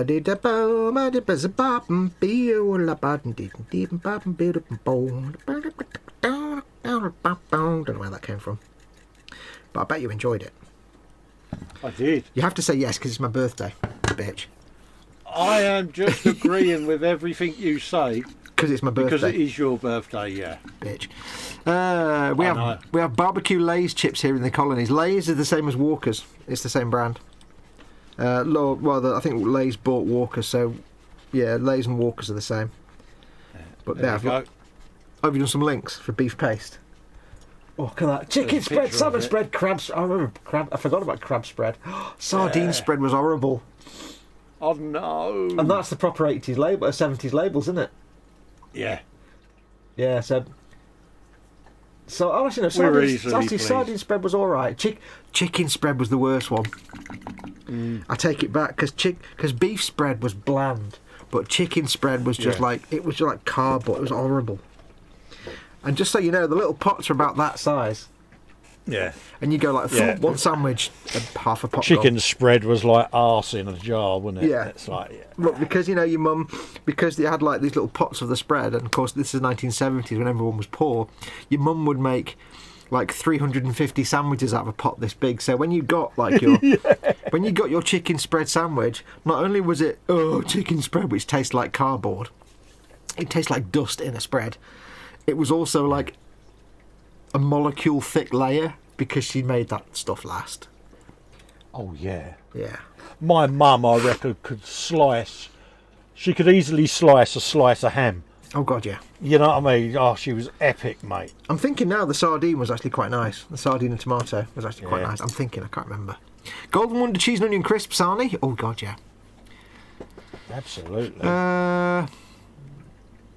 This is an emergency message to you on Colin. Channel Foxx has fallen over. Yes. I know. The good thing is, right, I'll tell you one of the reasons that I love your little dribbly water sound in the background. A, it's really relaxing, but B, I know when I've fallen out because it suddenly goes quiet. Yeah, because you don't hear it. So yeah, and I'm like, I'm missing me noise. Yeah. You do like that noise, don't you? Yeah. Just Django says, my YouTube app hates streams apparently. For it, higher picture quality for this stream is 144p. Oh dear. Are you on wireless by any chance? I forgot to mention, by the way, again this week I am trying the ultra low latency streams, which means it should be almost real time. So when if I say everybody type the word table into chat, you should all start typing it within like 2 or 3 seconds.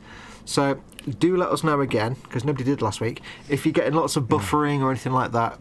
Those of you who want a wireless connection, obviously disregard that because you might get that because of wireless. Yeah. Anybody who's on a wired connection, if you're getting lots of buffering, let us know, because if we get lots of buffering all the time, we'll stop using this like ultra low latency connection. It's just nice because then we'd have to wait 20 seconds for you to reply to us in chat. Exactly, they're all typing table in. Yeah, table. I was trying to think of a word, and every word I thought of was a rude word. My brain was just churning out rude words. I'm like, I can't say that, can't say that. Shipham's paste, a precursor to Korps starch or Nutri dust, says Andy McLeish. Yes. My elementary school pizza looked like the Horta from Star Trek. I like that. Salt and vinegar chipsticks. Oh, they're still blue. Ooh. Chipsticks. Oh. Golden Wonder cheese and onion crisps, Arnie. You've done that one. Crab sounds good. Crab was quite nice, actually. The crab was just salmon paste with a bit of extra flavour. Yeah. Well, I was thinking about getting food, says Muse. Not anymore. Tins of pilchards. Ooh. Oh, God, I remember I had that one. Someone put a, like...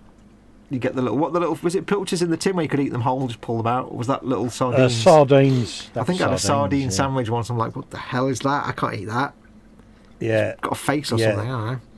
Yeah, it's like a row of things just laying there staring up at you for your sandwich. It's like, yeah, why be getting that again? Darren Edmonds says, just to confuse Fox, wait till the end of the stream and then type table. Right, I'm going to give this heavy stubber another 0-0 wash, I think.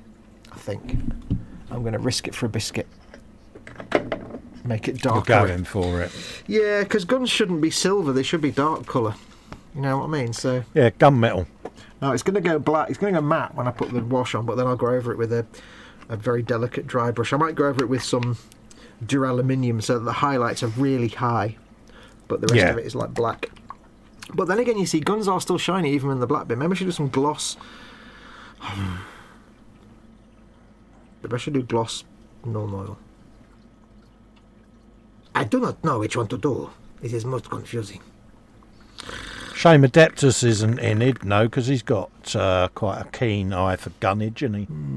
I'll just go for normal. We'll see what the consequences are. Damn the consequences.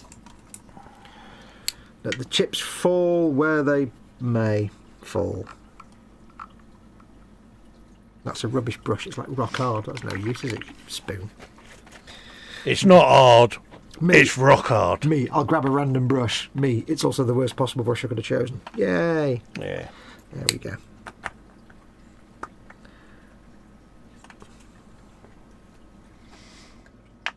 Adeptus is in. He says, I'm here. There you go. Ask him about your gun colour. I'm doing it now. It's too late. I'm in. I know it'll go matte, but I can always go over it again with another coat of gloss and all if I think it needs to gloss up a little bit. It's just silver with a black wash at the minute, which just looks like silver with a black wash, which is a bit bish. I have, however, painted the hand grips wood colour, which I'm quite proud of, because it looks like wood, like ropey Russian guns. Because, you know, in the Imperium of Man, they go into great quality about the craftsmanship of their weapons. So, obviously, wood handles is something you should have when you're making 20 bajillion of them. Absolutely. Not really. I'm making that up. Okay, we'll let that settle for a bit. Come on now, settle now, settle down now, settle down. There we go. It's only your time you're wasting. Yep. This car's not moving till you've settled down. But Daddy, I need to go to the toilet. Do it in your pants, I don't care. I wouldn't be a good dad. I'd be a bad dad.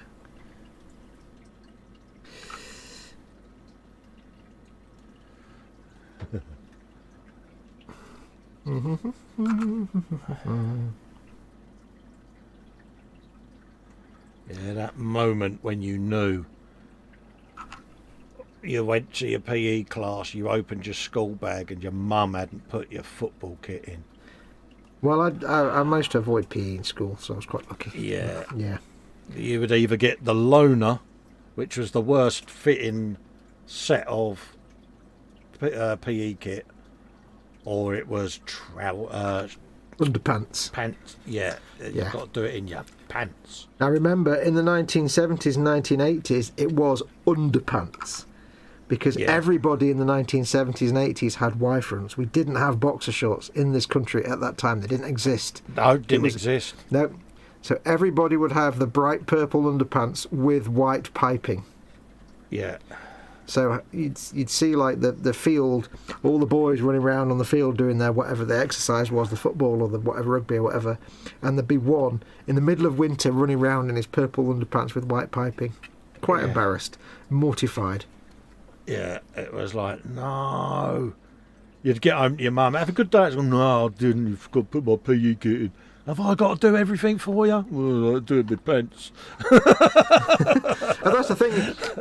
You'd get there and it'd be like, because I say I managed to, for various medical reasons, I managed to avoid doing any kind of PE at school, which is good.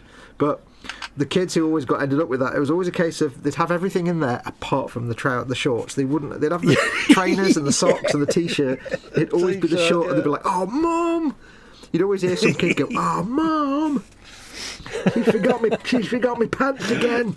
Oh. And the thing is everyone else in the class knew, and they would just turn around and go, ha ha ha. We'd always go, underpants.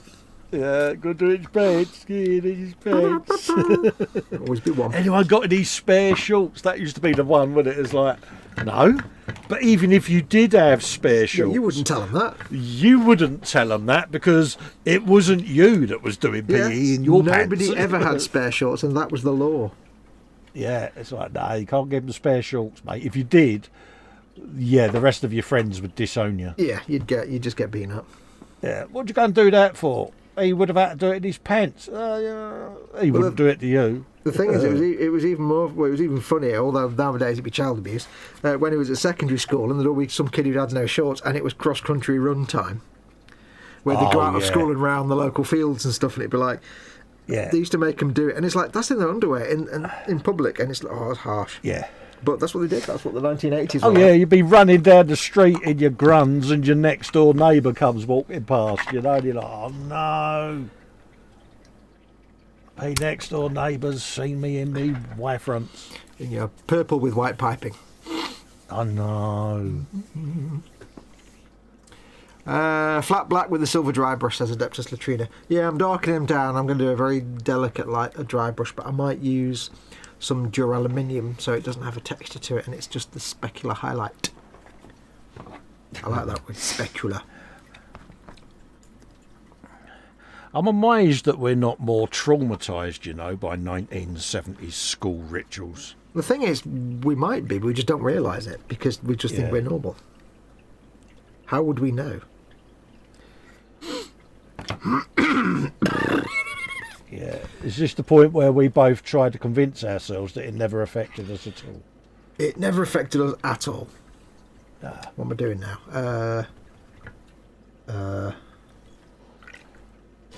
More black wash in a minute. PE in your underpants, good character building stuff. It's what made our generation so stable, lol, says Darren. Yeah, damn the consequences. Wrong there. Andy McLeish says, damn the consequences, damn you, damn the broccoli, and damn the Wright brothers. Hi all, hope you're having a great weekend, says White Glove Models. Hey buddy, welcome. Hello, mate. Got any motor?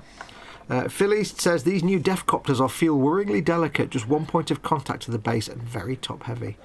Yeah, welcome to every flyer in Warhammer that doesn't have the proper triangular, big solid. That's what gets me. Like, if you get a flyer base, like you got with your Dakar jet, you get that flyer base with the nice rigid sort of triangular shaped clear piece with the cross at the bottom. Yes, but it doesn't go into the base. You just have to super glue it. There's no peg and hole in it, and that's like, I don't like that. I don't like that. No, I got the Dremel out with a cutting disc and just cut one. Yeah, or just put a rod up into it or something like that. Yeah. I don't. When I did my flyer, my Storm Fang, I actually built up a bit of a diorama because it was all snow, so I built up some PVA and snow powder into a pile around it. So it was like only about that tall, but it was enough just to give it like a thing that it was within. Yeah. So it wasn't just like because it's literally just the clear bit and the base like that, and you just have to hope the super glue sticks. What's next? Let's do some gold. What time are we on? It's 6:15. We better do the giveaway thing, haven't we? Oh, let's bloody not do any ding gold. dong, it ain't, is it? Yeah, let's not do any gold. Right. Let's go back through it again. Do you want me to load it back on screen? Yes, if you wouldn't mind, my friend, and then we'll tell people what they need to do. So if you're watching, make sure you don't go anywhere, because this is what you came for. Yeah. We're going to tell you how you can win these fine. What you have to do is you have to go onto the Games Workshop web shop and you have to order them, and then they'll arrive. That's how you do it. I'm joking. What can they win, Carl? They can win an Ork Trukk, Ork Trukk. which is that bad boy. And I'm sure all our viewers can paint it much better than that, because that's an old Absolutely. Warhammer paint job. That one. That's an old. You can really 1990s. go to town on that bad boy. So you get the chance to win that. Yeah. Next up, they've got the chance to win a Valkyrie, Oh yeah. Astra Militarum Valkyrie. You have to one of make them. it with the guys hanging out with the guns, of course. Yeah. So you get to win that. Look at That that. is mint. That. Whoa, I'd be doing it as a isn't it? Deathcore one grey with the wing markings, but I can't Yeah. paint markings like that.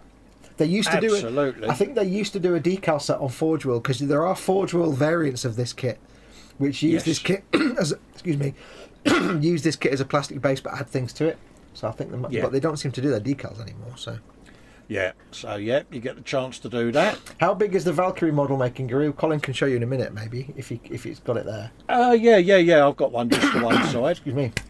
And also, yeah, you're getting the chance to win one of these, Pete. Yeah. Oh yeah. Baneblade. Yeah, you're getting the chance to win a Baneblade, folks. Yeah. Have you some of that? With that geezer comes with it, doesn't it? Yeah. He's like a little Yeah. commissar, because it's a lord. The Baneblade counts as a lord of war, so I think that commissar has a Yeah. specific function if you play the game. Yeah. So yeah, you get a chance to build all of that. Mm-hmm. So yes, folks, look at that. Whoa. Now Have you remember- some Baneblade goodness. You're all welcome to enter this. It's open to anyone who lives in the country that is served by Games Workshop, because if you win, all we'll do is we will go onto the Games Workshop web store, we will switch it to your country, and we will place the order for you to your address. So if you are able to order from Games Workshop, then you're able to enter this competition. And if you normally don't get any import charges and stuff when you order from them, then you won't get any import charges now. But we can't say you won't get them at all. There's always a slim chance, for whatever reason, that for some reason, I don't know, that's down to your local customs officials. So Yeah. I'm Yeah. just gonna put that to one side and dig out me what's his name? yeah, Valkyrie. the Valkyrie. Bear in mind, it's the same scale as all the other figures. So a figure's that big, and it's got 2 people in the cockpit. You don't have to go So it's and just climb move around that. and stuff, do you? No, it's just on the shelf there, just to my left. Oh, okay. It's quite big. I've got one that I need to do. Bear in mind, I've added a few extras to it. Yeah, he may have added, like, a whole mess of other stuff to it. You know what he's done? He's made it into an Ork Valkyrie. There you go. There's a Valkyrie. Right, let's just move my webcam. Yeah, you don't get any of the stuff that's on the base. There you go. That's a Valkyrie. And you don't get the big turret on the top. He's kind of orked it a bit. But you get the idea. Yeah. I'll put your full That's screen the on it so they can standard see. size. Yeah. Yeah, ignore the base There you and ignore the enormous There's a turrets. Valkyrie. But you Yeah. get an idea of the size. It's basically the plane-shaped object. Yeah. Take all the turrets off the wings and stuff, and that's your Valkyrie. Yeah. There you go. That's So a it's- Valkyrie, folks. Quite sizey. You might as well leave it there, mate. Yeah. So if you would like to win one of these, then all you need to do, and you know how this is going to work if you watch the Monday show, all you need to do is leave a comment on this show. Now, you have to wait till this show is finished, and then a few minutes later this show will have finished and it'll just become a normal video that you can put a comment on. But we want you to put a specific thing on there. We want you to put... what should we get them to put, Cole? What do you think? A specific phrase. If you don't put this phrase and we pull your name out of the thing next week, you won't win. You've got to put this phrase in the comments. What should they put? Orcs, because they whatever. I don't know. Orcs, 'cause, What one is this? What one's this comment for? Is this for the Ork Trukk? Are we doing separate comments for each one, or no, we'll just everybody can enter whatever once. they want. Otherwise, we'll end up pulling like loads and loads of different comments. Yeah. So just do one comment each, and you'll win whichever one you get. Win. Yeah.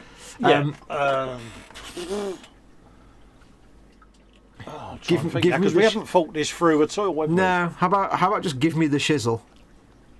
Yeah, give us the shizzle. Yeah, give us the shizzle or give me the shizzle. You have to use that phrase. If you put a comment on that just says "Hi Fox, I hope I win," then you won't win. Yeah, give me the shizzle. Yeah, so give me the shizzle, give us the shizzle. Which, as long as it says that, put a comment on there. You can put as many comments as you want, but you'll only be picked once. We'll remove duplicate comments. So just put one comment because we can automatically remove duplicate comments. You can only win one each. So it's possible we'll pull you and then pull you again for the next prize, but we'll just move on to the next person then. So if you get pulled more than once, we'll ignore the second one. It'll just roll on to the next winner. Yeah, so what we'll do, we will pull the winners next Sunday. So you have to make sure you watch. And then all we'll do is, if you do win, we'll just ask you to send one of us a mail with your name, address and phone number so we can place the order for you in your country. Max McGinn's asking, where do you put the comment? You put the comment in the comment section under this stream when it becomes a video. Yeah, you can't do comments on a live stream, but as soon as we've finished, about 5 minutes later, just go back into it. It'll be a normal video then, and you can put a comment down below. Yeah, just type the comment underneath. Yeah, but it says give us the shizzle or give me the shizzle. As long as it says that, then we'll happily send you some goodness. Jeff is saying to Fox, can you put in the text exactly as it should be? Yeah, you can. I can do. Now, what I would say is before you enter, just to avoid the situation where somebody wins and then we find we can't, Games Workshop don't ship to their country, because it might happen. I would suggest you go onto Games Workshop and pretend to put an order through and just make sure you're able to. Now, don't complete the order. Obviously, don't pay anything. I'll type it in for you if you want, whilst you're chatting. That's right, I'm doing it now. Give us the shizzle. Yeah, or give us dash. As long as it says something along those lines, it basically means you watched this and heard what you're supposed to say. Yeah. There you go. So yeah, I've just turned my tablet off. You need to make sure you put that phrase in there. If you don't put that phrase in, you won't win. But yes, before you enter, please go onto the Games Workshop website, gamesworkshop.com. Change it to your country. There's a thing in the top right with the country flag, and just make sure you're able to place an order. If it says we can't ship to your country, don't enter the giveaway because we can't ship it to your country. Yeah. We're just going to place an order for you on their website, so you don't get any shipping charges or anything like that. It doesn't cost us anything apart from the cost of the kit. So there you go. That's all you need to do. That's it. Good luck to everybody. Days. Yeah, good luck to everybody. Yeah. You've got to be in it to win it. We'd love you to all win the Baneblade, but yeah. But again, just for the legal reasons, just to confirm that this is not in association with YouTube, who have no involvement in this giveaway and are not liable in any way, and it's also not in association with Games Workshop, who have no involvement in this giveaway. Absolutely. No cash alternatives will be offered. We have to say all this kind of stuff. But that's it, really. No. Yeah. So as long as you can place an order. Kansas asking, is it a capital G and U? We're not quite that anal about it. No, it's not case sensitive. It's just the phrase. Yeah, even if you write a whole sentence of stuff and it says "give us the shizzle" in it, that's fine, as long as it's got "give us the shizzle" in your comment somewhere. But like I say, if it says "Hi Fox, I hope I win. I like your videos. Colin, big hugs," it's not going to win. No. There you go. That's it. So we were debating whether to do it through the boom hut or something like that, but that stops a lot of people entering. So this way, you've got all week. If you're watching this not live, you can still enter. As long as we haven't done the draw, you can still enter up till we won't do the draw till next Sunday. Just Django says, went to check real quick and Slovenia is available. Yay! Yay! There you go. So I say, please do go and check. If you've ordered from Games Workshop before in the past, you know you can take part. If you never have, go onto the website, change it to your country, and just double check. If it says they can't ship to you, then there's nothing we can do. Absolutely. You'll miss out. And like I say, let's hope you enjoy your wins, folks. Yeah, and obviously make sure when you get them, if you do win, you do an awesome paint job on them and you put pictures in the Boom Hut and the workshop group. Yeah, in Fox's Boom Hut and in my workshop group, and we get to show off your great work, folks. And then send them to me and I will sell them and take all the money. because that's how it goes. Yeah, EC Hide-Ho's saying, I'm assuming USA is okay. Well, like I say, just go in, click the flag of your country, mate, and see what happens. A Games Workshop have 500 stores worldwide. They'll ship to most countries. Yeah. But remember, like I say, you just change it to your country and you'll get the US Games Workshop store. There's Games Workshop stores all over the US. It's just where they saying she orders all the time, and she's in Michigan, so... Yeah. It's just where they can send parcels, because all we're going to do is place the order in your name.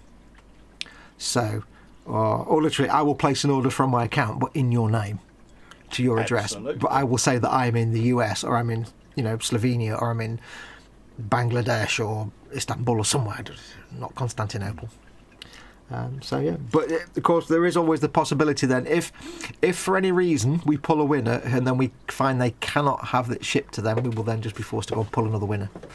So and in that case what we'll do is we will then pull another winner and contact the person that wins somehow. So do make sure you check that, because if we can't ship it to you, we'll just have to go and pick someone else, and then you'll just be disappointed and sadness, and you'll come for eat and you'll get fat. Absolutely. Pepak's saying if I win any of this, it's going to become Ork. There you go. This would be correct. Ork. Well, especially the Ork Trukk. Because it's the way of things. Absolutely. If you get the Ork Trukk, you could make it Imperial Guard. Yeah, just a mess. Just to mess with people's cheek. Absolutely. So there you go. That's it, folks. Good luck. Exactly. It's and happy birthday to you. And a massive thanks for the benefactor that's made all of this possible. Yeah, big thank you to that benefactor. And again, it's because you guys are so nice and welcoming to people in the community that this person has decided to do this. Because their statement was, they made me feel really welcome straight away, so I want to give something back. Yes. And boy howdy are they giving it back. Absolutely. We're just honoured that they've chose us to do it. You know, so So big thank you to the mystery benefactor. Absolutely. Right, enjoy big meal, Foxx, says Nigel. Thank you very much. Happy birthday again, Foxx. Take care, Colin, says EC Idaho. Will do, mate. Thanks for the live stream, Foxx, Colin, and happy birthday, Foxx. I got absolutely nothing done at all really today, so that's fine. I've got stuff to do later. No, I went on a chipping expedition as normal. Well, I was sitting here thinking, crap, I've got nothing to do now. I'm going to finish it and then I'll have nothing to do, but look at that. We got chipping going on, mate. That's gorgeous. It's getting there. I'm waiting for something to fall off. No, it's all glued on and magnetised and Good lad. So been doing a bit of that. Awesome. Right, well I think Got we'll leave it there. Away. I need to go and make a brew. No worries, mate. Thank you very much as always, Colin, for sharing today's stream with me, as always. Always my pleasure, mate, you know that. Do you want to do your wrap up and then I'll do mine? Yeah, absolutely. Thanks for watching and all of that lot, folks. Good luck for all of you that enter the competition. Adeptus Latrina's put a $10 super chat in saying happy birthday again, Foxx. Have a Mackie D on me. Thank you very, very much. Look at the limited delay between that and the pop up. That's brilliant. Yes, thank you very much, Adeptus. It's brilliant, Tim. That's really kind. Normally we'd have to wait half a minute for that. Absolutely. You can support me by joining me channel. Click the join button along any of me videos or on the channel itself. That'll be what channel is that, Colin? Support Festa 67's workshop. There you go. YouTube. I was getting round to it. You could also support me on Patreon, patreon.com/Festa67's workshop. So yes, thanks for your support, folks. It's your support that helps me do what I'm doing now. Yep. And again from me, don't forget, if you'd like to keep this channel going, same again, patreon.com/modelmakingguru. The address is down there in the bottom corner. You can support this channel, and if you want to become a member of this channel, you can press the join button here as well. And become a channel member. Either way, you're getting cool emojis and cool stuff either me or Colin's channel. You're helping pay our bills, and you do get access as a patron or a member to the live 24/7 free to everybody who gives us money. That doesn't sound good, that does it? Zoom Hangout. There are links in the description below this video that will tell you that are links to the posts that explain how to get access to it. But you'll need to be a patron or a member. So if you're not either of them, follow those links anyway, and it'll take you through the process of becoming one. So there you go. You know, you can become a patron or channel member on my channel for as little as £1. And I think is it $1.99 on yours? $1.99 on mine, I think. From as little as £1 and as much as you want to pay. Absolutely. Yeah. Although if you do my £100 a month tier, you get a free live web hangout with me every month. Yeah. Oh, I'll cut you I might, away e- with I your might, hangoutness. I might even wear pants and stuff when we do it. You know what I mean? You got to wear them nipple tassels Hey, you again. pay me £100 a month, I'll take them pants off if you want. I don't care. You get whatever you want. Oh, you're so cheap. I'll take anything. Anyway, that's going to do us.